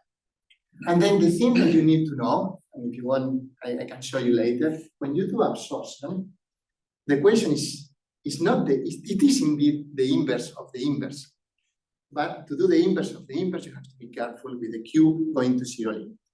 And when you do it properly, you realize that the equation of motion, or the equation for the macroscopic response is 1 minus B chi tilde, and chi tilde is the one that is obtained with the Coulomb potential in the kernel, removing the Q equals 0 time. There is no macroscopic. Okay? And then this tells you everything that if you include some discontinuity or some long range interaction in the kernel, it might have an effect. And then this is what we came, and I can tell you how we came up with this idea. Let's start with the simplest case. Why we don't say that? And as an electron hole is a Coulomb interaction, we put this proportional to the screening divided by Q squared. That's what we proposed in 2002. And you might ask, okay, alpha is really 1 over epsilon, just to give you the number. And if you plug it with this equation, and then there is a trick. This is for the electron hole attraction, and here you see there is a thing that I didn't solve. We are taking the independent particles, the GW ones, not the LD. Once you do that, basically all of a sudden you go from the TD-LDA to the TD-DFT, which is basically on top of experiments. And this works for silicon, for the imaginary part, but also for the real part. And I think this is something important because everybody that does calculations realize that conversion between the imaginary part is trivial. Getting the real part of the response function is non-trivial because you need to come to sum over all empty states. And this is something which is important for those of you trying to do modern Hamiltonians, because when you have a such projection in few level system, you never get right the real part of the dielectric response. And if you do that, also for gallium arsenide, again, you have all these arguments that scale the interaction with a factor which is small, and it's basically 1 over the macroscopic dielectric response of gallium arsenide. you reproduce excitonic effects. Okay? And then the beauty of this theory is that it is an approximation, but you can write it in first order in many-body perturbation theory. What is the kernel? The kernel is nothing else than chi0 b chi0. It's a trivial expression, and then you can compare the scalar FXC that I told you with the first order, the TDFT, and they are equal for diamond. But the tricky thing is when you go to bound excitons, silicon dioxide, lithium fluoride, and all that, in which you have a strong binding, then you start seeing that the static kernel is not doing bad, which is the green, but the dynamical kernel that is analytic. It's very easy to compute this chi, b chi, basically reproduce the optical absorption both for silicon dioxide as well as for lithium fluoride, and prevents and physical dips of the response function for high energies in lithium fluoride. Then this is to tell you that at the end this is a benefit because we've been using many-body perturbation theory to build the kernel and use it. It's learning from many-body perturbation. Still, we need to get the right gap opening, which I didn't tell you, we don't have. Okay, and that gap opening can be done with non-separated hybrid functions. The next part is we want to do strong nonlinear spectroscopy in solids, which means I can apply an electric field. But this is a typical problem that that's what Nicola asked Hardy, the polarization, is how do you apply an electric field to a solid? If you try to do it in the Coulomb gauge, you realize that you break the reverse lattice symmetry of the solid, then you cannot do it. Then the length gauge is not a good enough. Okay. However, if you just remember a little bit of electrodynamics, an static electric field can be converted. Sorry, I already told you yesterday, everything that is static can be made time dependent. Then a static electric field can be made a time dependent vector potential that over time gives you the same static field. And then basically the electric field is the derivative of the A with respect to time. And but the advantage of that is that it's a constant vector field, is independent of the position, then conserves your lattice periodicity. If you do that, basically you end up with an equation of motion for the new field that gives you the electric field, which is the polarization. Okay? And this is the way we are going to work, because this allows you to deal with external fields which are of arbitrary strength and arbitrary shape in the frequency domain. And then I'm going to do a step back again, that this is another way of seeing the theory of polarization of David Vanderbilt and Resta when they did it. And the idea is extremely simple. Let me guide you in the next slide. And this, because you all know the equations, then it takes only 2 lines. You write the macroscopic current, and you know the macroscopic current is proportional to the polarization in the system. This is Maxwell equations, nothing else. But the macroscopic current is just the expectation value with your periodic wave functions of the velocity operator. The velocity operator has the gradient, the momentum of your log function, and the gauge field that you are applying. It's P minus EC divided by nothing surprising. And the equation of motion, which is the TDFT equation for the periodic part, is this one. Then I didn't do anything here. And then basically what you know, and this is Maxwell equations, that the polarization gives you the macroscopic current. Now the only thing I have to do is I take those equations and I plug the U that I have upstairs. And then if you just do it, it takes you 2 lines, no more. You end up that the derivative of the polarization with respect to time is this equation. Now you integrate it, and then basically you get the equation of David Vanderbilt for the polarization. What I'm trying to say is not that the polarization doesn't need to be included in the functional, because the absolute value of the polarization is not given. It's a relative change, because this is P plus P0. P0 is unknown. But all the changes or all effects that are coming from topology or Berry phase will be captured by this dynamical process. This is the beauty of doing in this real-time phenomenon, because you kept all at the same level and allows you to deal with polarization phenomena. If you then take that, I will show you one case, just for curiosity, because I wanted to have something which is a strong field. I'm going to tell you something which is, you have 2 physically polarized lights, omega and 2 omega. Each of those by themselves do not break time reversal symmetry. There's a cosinus of to omega t or omega t. Each of them is time reversal symmetry. But the sum of the two is not, if you add a phase. Then basically, depending on which phase you add here, you break time reversal symmetry. And if you do that, the beauty is that this is the Lisa use for my God. Okay. The curve for the electric field that comes from the sum of these two with the phase. And this is something of one of the effects that if you apply a laser field in a system that has inversion symmetry, when you turn off the laser field, there is no DC current being set in the solid. There is no way to get a bulk photovoltaic effect. However, if you have none, you break time reversal symmetry and the field also introduce some modification of the inversion symmetry, you could. And in fact, you do. This is the current after the laser is gone. And this is a completely non-linear phenomenon. Cannot be described in perturbation theory. And is completely general. It works for every material, whether it's metallic, insulator, or semiconductor. The amount of the current that you get at the end, of course, depends on the material. In some cases, it's tiny or negligible. In others, it's large. And of course, then after the laser is off, you need to include dissipation, decoherence, and other effects that will make that current go away. Okay, then this is nice as a nice illustration of how you can generate currents just by playing with two lasers. Imagine what you can do if you play with more. Okay. This was what I wanted to tell you about nonlinear spectroscopies, solids, molecules, and then I want to step to what I like to do now, which is instead of using light, classical, to use quantum light. The idea is very simple. Can I utilize the vacuum fluctuations as a source of information for modifying the properties of the material? It's not that it's a Maxwell then. I'm not extracting energy from the vacuum. There's nothing that is violating. But the question is, can I do, if you have two combined systems, which in your case is going to be, let's take a molecular system. You have electrons and ions. No? These two subsystems can interact, can transmit energy internally. The only thing you need to know is how you can make the system to transfer the energy without making the total energy changing between the two subsystems. Now, what we have is electrons, ions, and photons.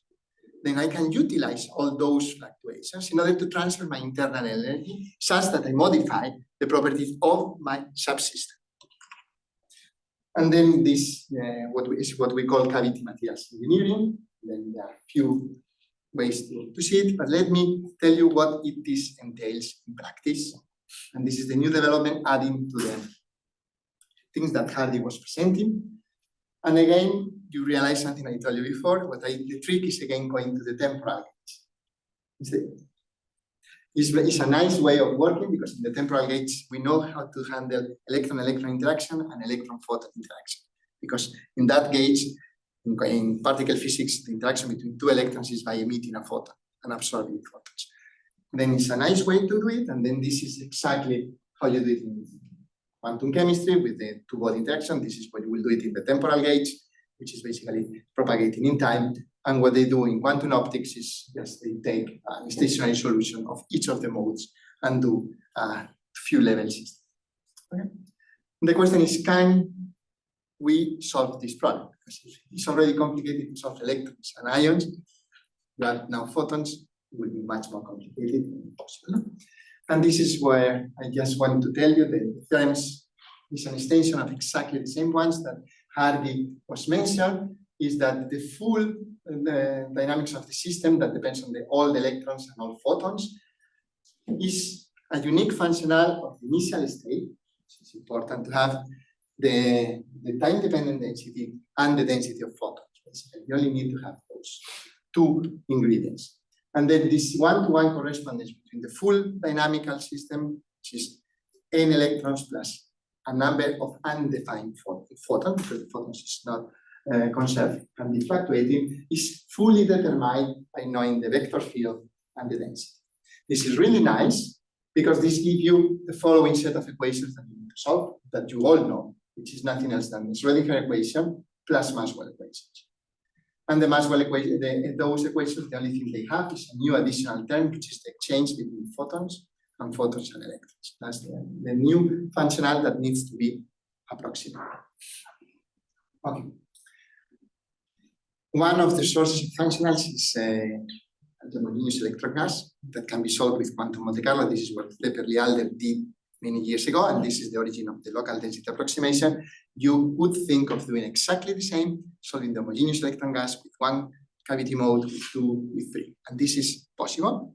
And if you do it, and you do all the analysis, you end up with the equivalent of the LDA for the photon matter interaction. That's what we did, and this looks very similar. It's just that the photon here is just proportional to the density, to a power of the density of the homogeneous electron gas. And that's, at the end of the day, what it entails. The whole problem of having a quantum photon with quantum electrons, quantum ions, is to solve this Hamiltonian equation. But it's different to the matter part, because there is this photon exchange and photon correlation. Okay. You might ask why I'm telling you all that. Let's take one case that I think this I did it just to show you that you get what you know these rules. You all know Fermi-Golden rule, and you know that an excited state has a lifetime. How do you get the lifetime and the Fermi-Golden rule from a time propagation? Then what you do is, this is a simple thing, I take a two-level system just to make things easier. I excite the ground state in the first excited state, and this will decay. And the decay will be by emitting a photon. Okay? Then what the movie you are going to see is how this process is happening in time. Which the first time you see it is surprising, it was surprising for me. But then, and then on here you will see the atomic population, how is the atom in the excited state or in the ground state, and the occupation of the photon. Okay. Let's run it. Then you see the photon is being emitted. Immediately you see that the excitation has a line width, which corresponds to the spontaneous light emission. Then every time it's absorbed, then you see that the absorption makes the probability going down. This is the Fermi-Golden rule, how the probability will exponentially decay, proportional to the dipole moment of the system. And then over time, you start to get all tails in the profile of the electric field. This, in time, don't forget, is at the speed of light.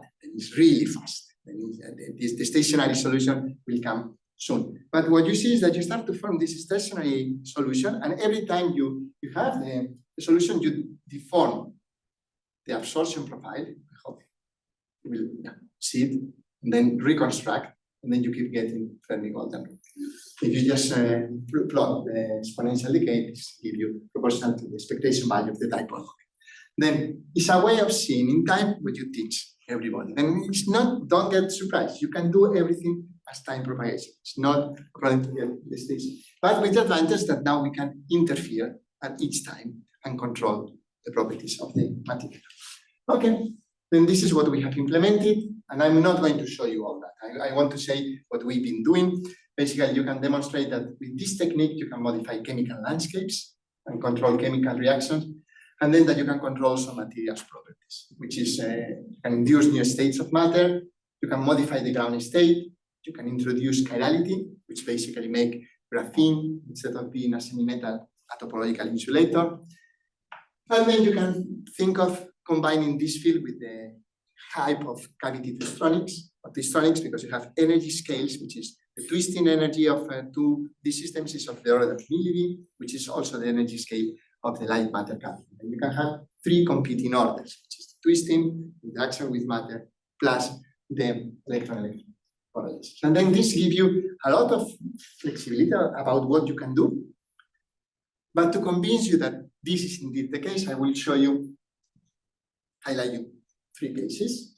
The first one is the first one that we did, which was Simone. What we took is a well-known material, which is strontium titanate, which is a ferroelectric.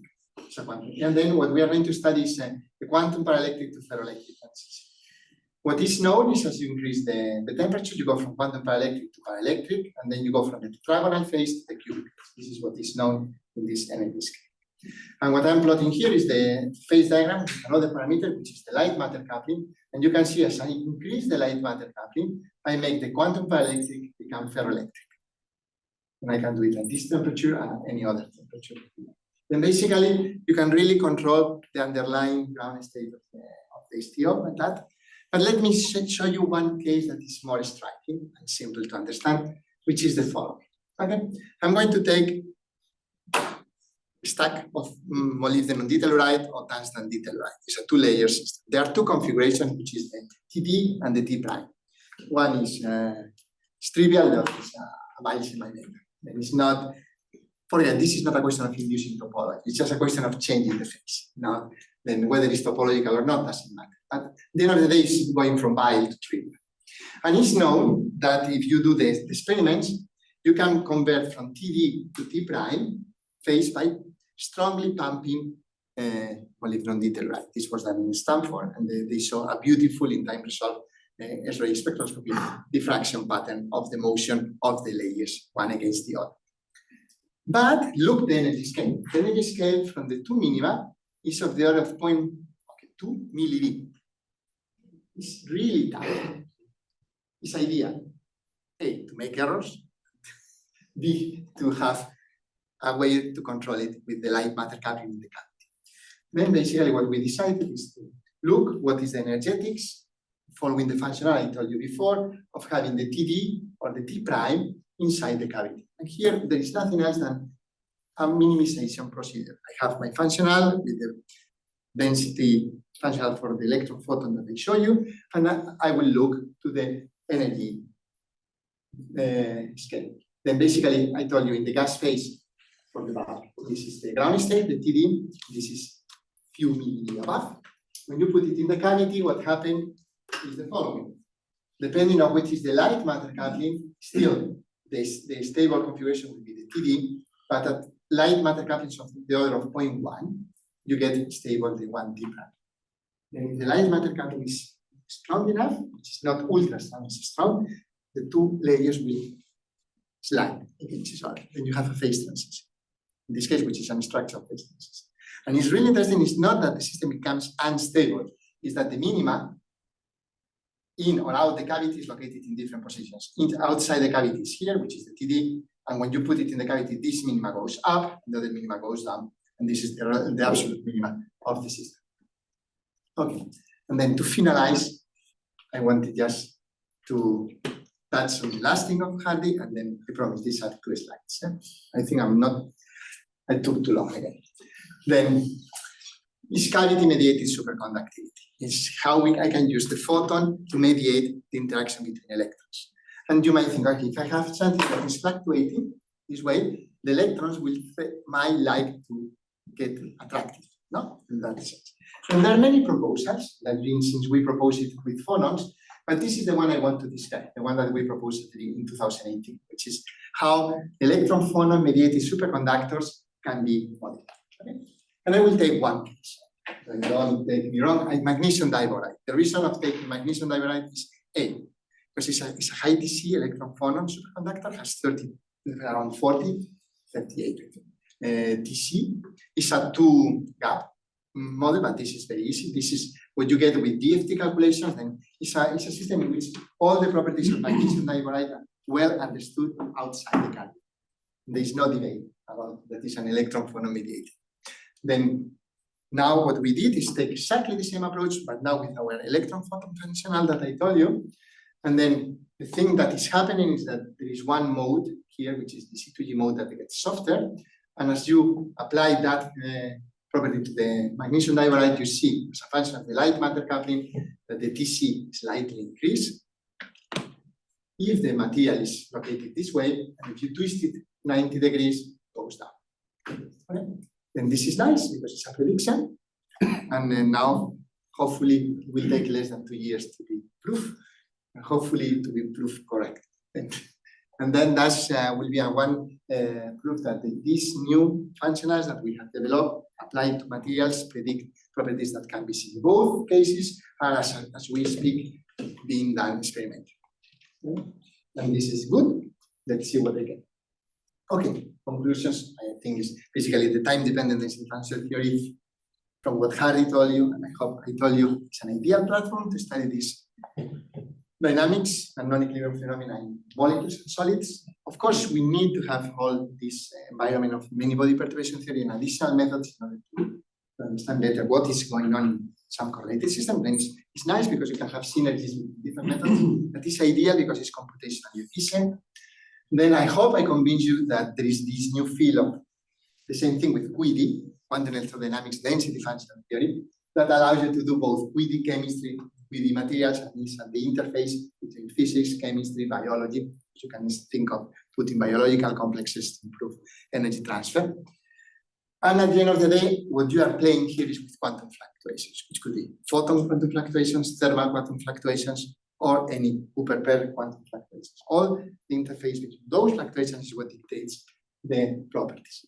And the work to be done was discussed by Hardy, and I will not repeat it, is we have to work on functionals. I took the liberty to show you the things that work. There are many things that do not work. But I don't want to tell you that those not, but not to hide. And then there are many people that has been involved over the years, and just to say something, all that started many years ago with Hardy when I moved from California to Europe. Hardy was just moved to starting in Würzburg. Then everything was a nice combination of synergies between the people and from Europe, from the United States to Europe, and trying to do this community in which you are working. Then thank you for your attention, and sorry it took longer than I thought.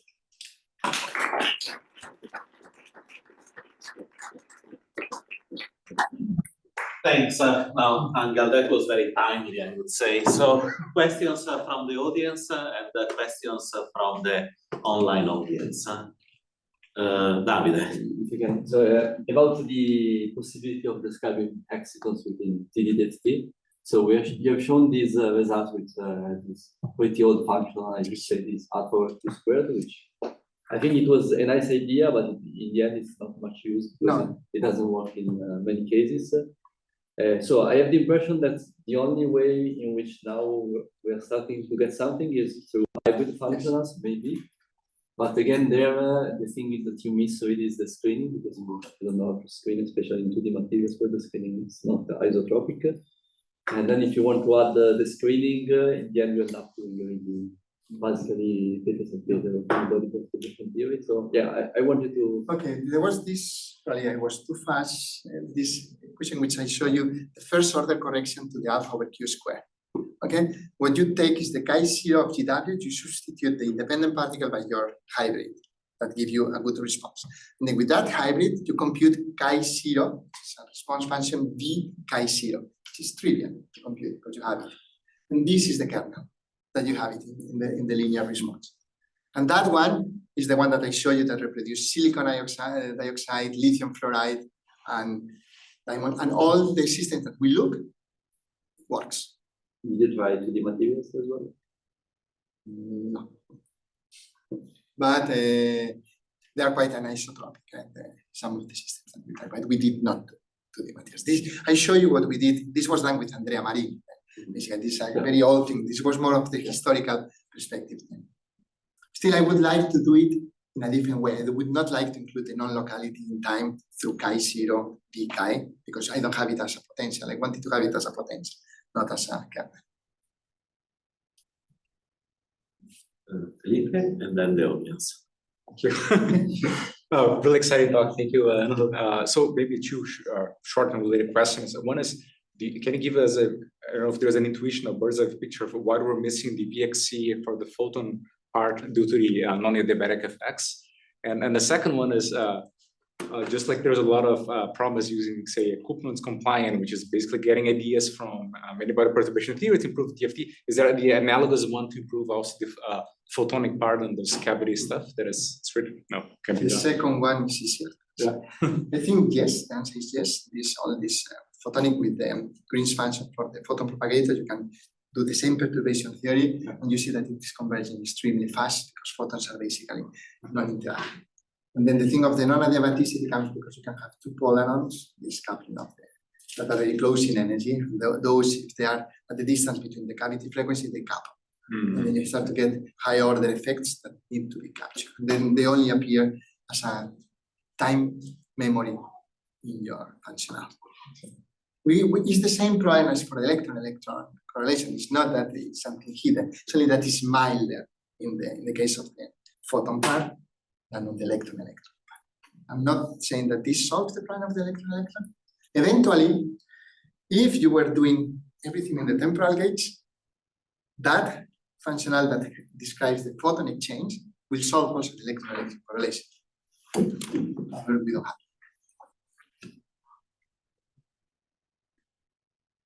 So I'll go with a question from Pedro, who wants to know if TDDFT is suitable for studying the isomerization process in the carotenoid porphyrin system. Okay, this is a good question. The answer is yes and no. No with the LDA, GGA, the standard functionals. But if you have more elaborated ones, you could. And in fact, people has done it, and it was quite well. It's connected to the conical intersections, other phenomena that is not captured. I have maybe a last very simple question that comes from my material science.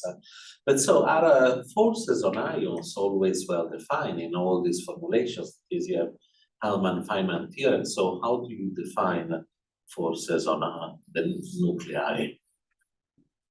We did it also, I think.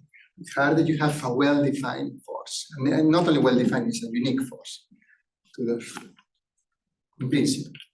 The way we compute it is a different. Okay. It's okay. No, but in principle there is a way to get the exact force created by all the electrons and the photons to the ions, which is unambiguous.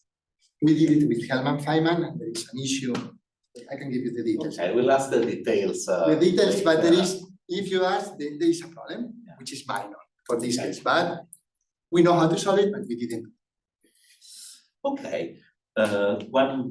If it's Well, so it's a two-part question, but I will only ask the first part then.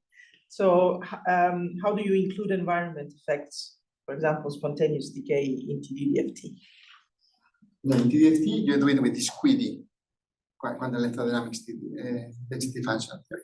Quantum electrodynamics has the whole spectrum of vacuum, and then with that you have the direct coupling of the excited state environment. I didn't show you, you get also the lamp shift, which is very nice, because you get it not only good, you get it exact. And then also the splitting of the lamp shift, which is 10 to the -6. Then all that, you describe it properly. It's just a question of having the dissipation is your photon field that you have all over the space. Great. I think I would do two things. One, first, thanks again.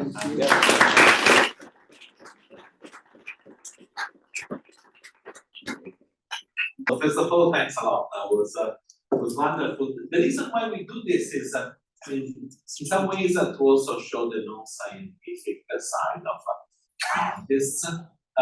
But also it's very nice, because it's a cross-generational sort of meeting to, maybe also go back for a moment and start with you to a time when there was no cell phone and barely internet. Okay, so now I wanted to ask you, but we have learned already how, sort of you got involved with Walter Cohn and going to Santa Barbara. But actually, one thing that I don't know, so what did you do your PhD with? I mean, what were you working on? Okay, so this was DFT. Okay, so the time independent Yeah. DFT relativistic gradient expansion. But so how was it doing DFT in the 1980s? You weren't running mass for Applegate or no? We wrote our own code, Okay. and our own plotter routine, right, to plot things, so things of this kind. But So it was already sort of not only theoretical and algorithmic, but also computational. yeah, no, this was more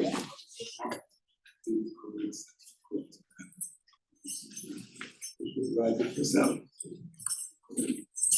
And so how was the experience in Santa Barbara? I mean, everyone must ask you, but I think it deserves the question, how was it working with work? It's wonderful. So Walter Cohn has very unique way of approaching scientific questions. And so if he discusses with you, maybe a few other people, so he makes a statement which you find is totally trivial. So kind of in the back of your mind, you ask, why is he asking that? Why is he saying that? It's totally obvious. And then he continues making another statement, which is totally trivial, that's how you feel. And it keeps going, and occasionally he asks you a question. Be polite, but it doesn't matter what you answer, so he keeps going. And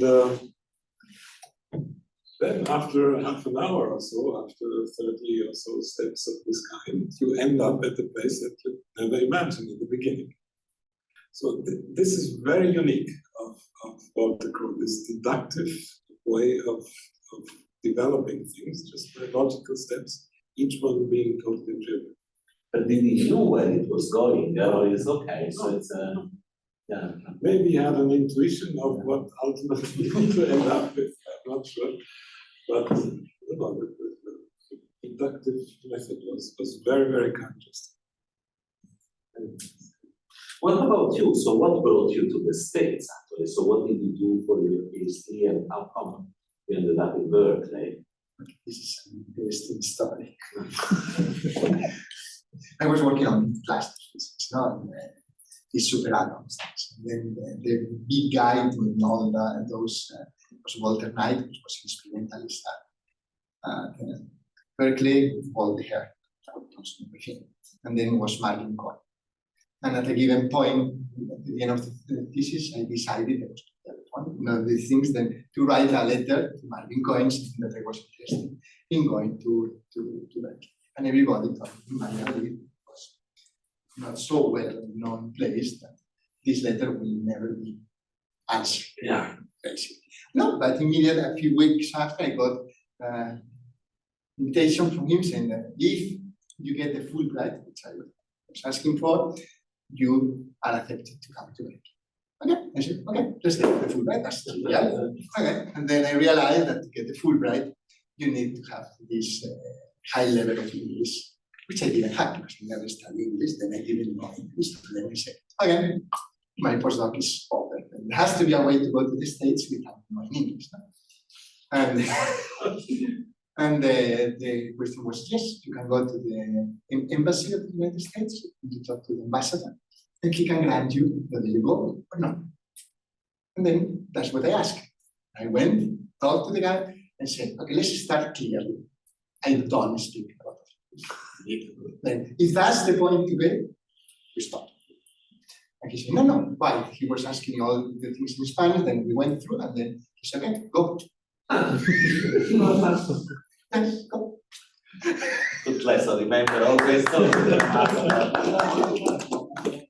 But then of his part in Philadelphia very much in the same way. He could not speak English, but then he somehow convinced them that that wasn't particularly important. Yeah. We need to move it, so. And then there, with Marvin, everything was okay. You don't need to speak English, just keep talking Spanish.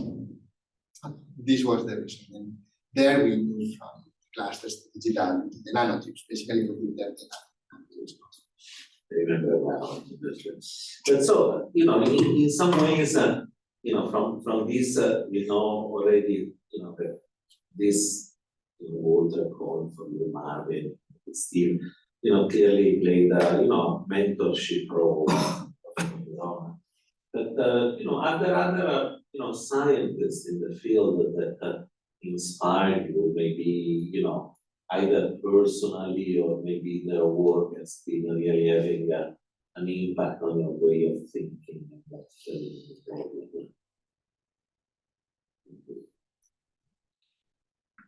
I would like to talk about my PhD supervisor. Yeah. So when the German system, you start from day one in a particular subject, and this is your major, there's nothing else. And this, in my case, was mathematics. So I did not start with physics. And at the University of Frankfurt, at the time, for mathematicians, it was compulsory to take theoretical physics. And basically from 1 to 6 or 3 years, the whole series. And the person who was teaching that course was Rainer Dreisling. And I loved it so much that I switched to physics. So he's responsible for that. So clearly very important at that stage. What about you, Adnan? Yes, there was like the history advisor, but also was the connection to other people like probably you know, and I was meeting this Fernando Flores at the Autónoma. And this was sort of an anchor point to move them. The point in which things changed for me was I started the PhD in 19. Okay, that's and this and all of the sudden, as I was interested in that, I decided fellowship to go to Berlin, to Walter Eckart in the Adolf Institute. This was the year of the world falling down. I arrived 1 month to Berlin to start the PhD, and then the world decided to fall down. And then the last thing you do in those 3 months is any PhD. But interacting with all the people who at university, which one was very interesting at that. And then, of course, kept on these meetings with the people in Berkeley. But coming to everything, I mean, that's what I was trying to mention. The fact that we were able to nucleate this group of people, which we were few, and was really going smooth with understanding each other, this was really game changing, all of us. Okay? And I think this was unique for at least really 20 years. No, I agree that, I mean, the role that these networks, of course, a second, you know, in Lyon, and then here in Lausanne, before in Paris, and really, you know, have a major impact on the landscape of the field. But so suppose I was a younger PhD student and, you know, I come to you and I say, you know, what advice would you give to me? You know, what should I do? You know, is there something that you have learned in all these years so that you want to tell someone who is a first year student? I start with Hannibal. I can answer the opposite way. Yeah. I think the first thing I will ask is to interact with many of the people that I have around, just that he talks, to get a feeling of whether he is interested in something rings about. And I tell you that because this is exactly what Martin Cohen asked me. I moved there. He wanted me to work in high decision conductivity. This was clearly a topic to work. And then he did exactly that. That with everybody, all the big guys coming there, and then we were talking. And then after 1 week of talking, I went to him and said, "There is one thing I know this week. I don't want to work. Let's find another. Then I think this is a good exercise to at least either know what you want to do or what you don't want to do, which is as important as mine. And then that's the reason nanoscience. Okay. What about you, advice for a first year student? Suppose I'm the first year student. My advice is that when you choose your PhD supervisor, make sure that you get along with it well. Yeah, yes. Because this is rather important. And, so make sure before you actually start, Yeah. to the extent possible. Yeah, no, this is actually, I completely agree, and I remember it's the same advice that Francesco Mauri gave, you know, look at, you know, what the students of that advisor have also done. Yes. Yeah, so that's, so now we're almost at the end, so I guess you don't know, on top of this question, the mystery question, you don't know the mystery question. So while you worry about the mystery question, I also want to know if there are questions from the audience that you would like to ask that are maybe not, sort of specifically scientific, but more broadly? Michael. I think, in science, obviously the important thing is to ask the right questions. So when you look at your own career, when was a moment, like when you had the feeling, okay, this is the right question, now I just have to find the answer? Like, is there some instance, and how did this come about, and how did you like deal with this feeling of excitement and expectation?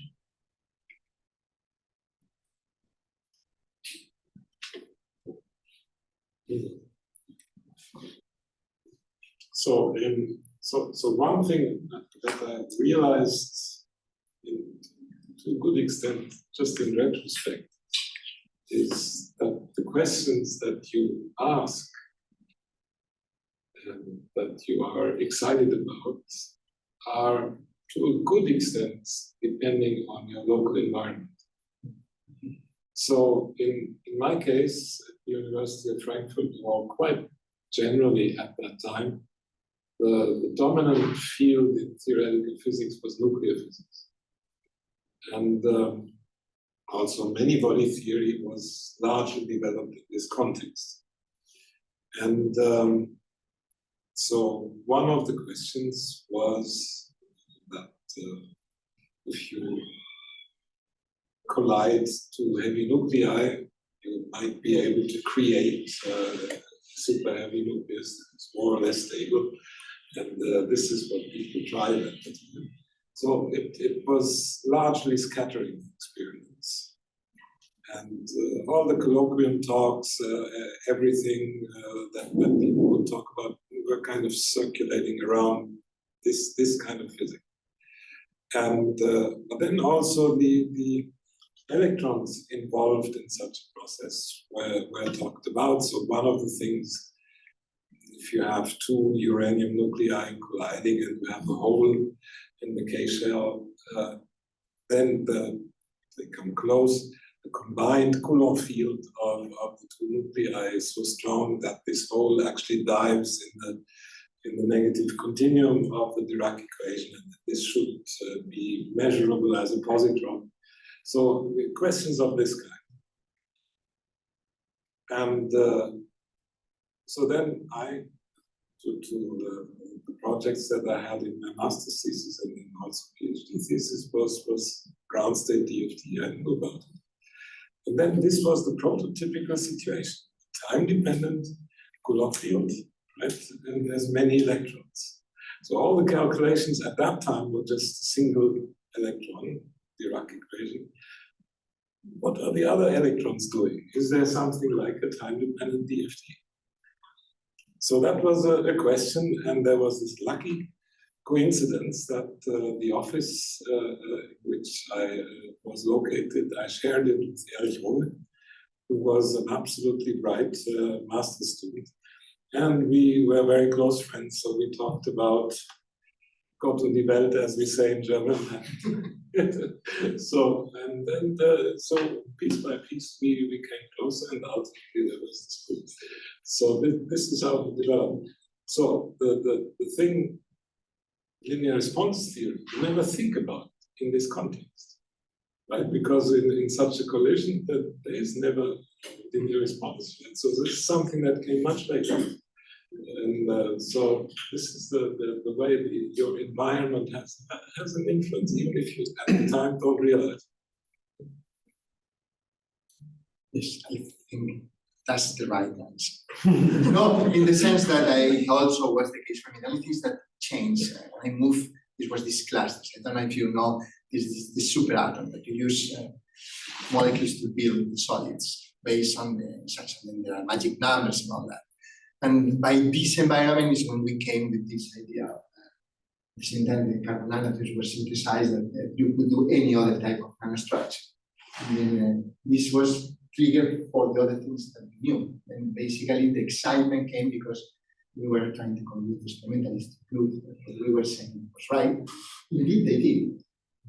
That those are the moments in which you realize that it's worth to have those ideas because they come up and they are true. This was with the nanotubes.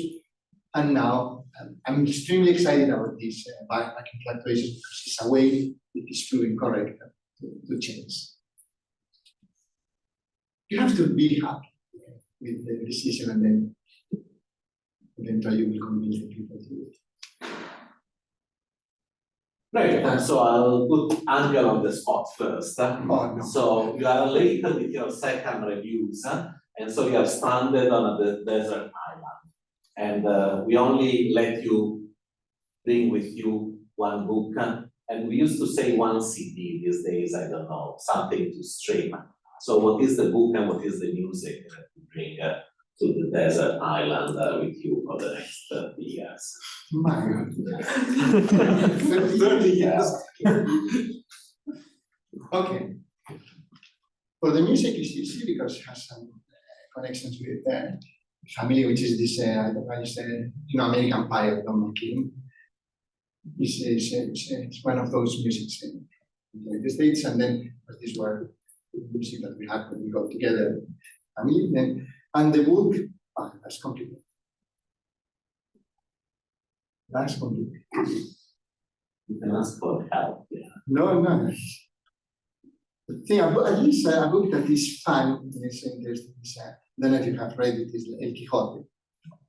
And it's really good to have because at least you make fun of yourself being lost in the island as he is lost in his memory. We'll take that. Huh? What about you? So my decision would be, instead of the music and instead of the book, Yeah. I would take my piano. Well, that's great. Huh? So I could make the music myself. He left to listen.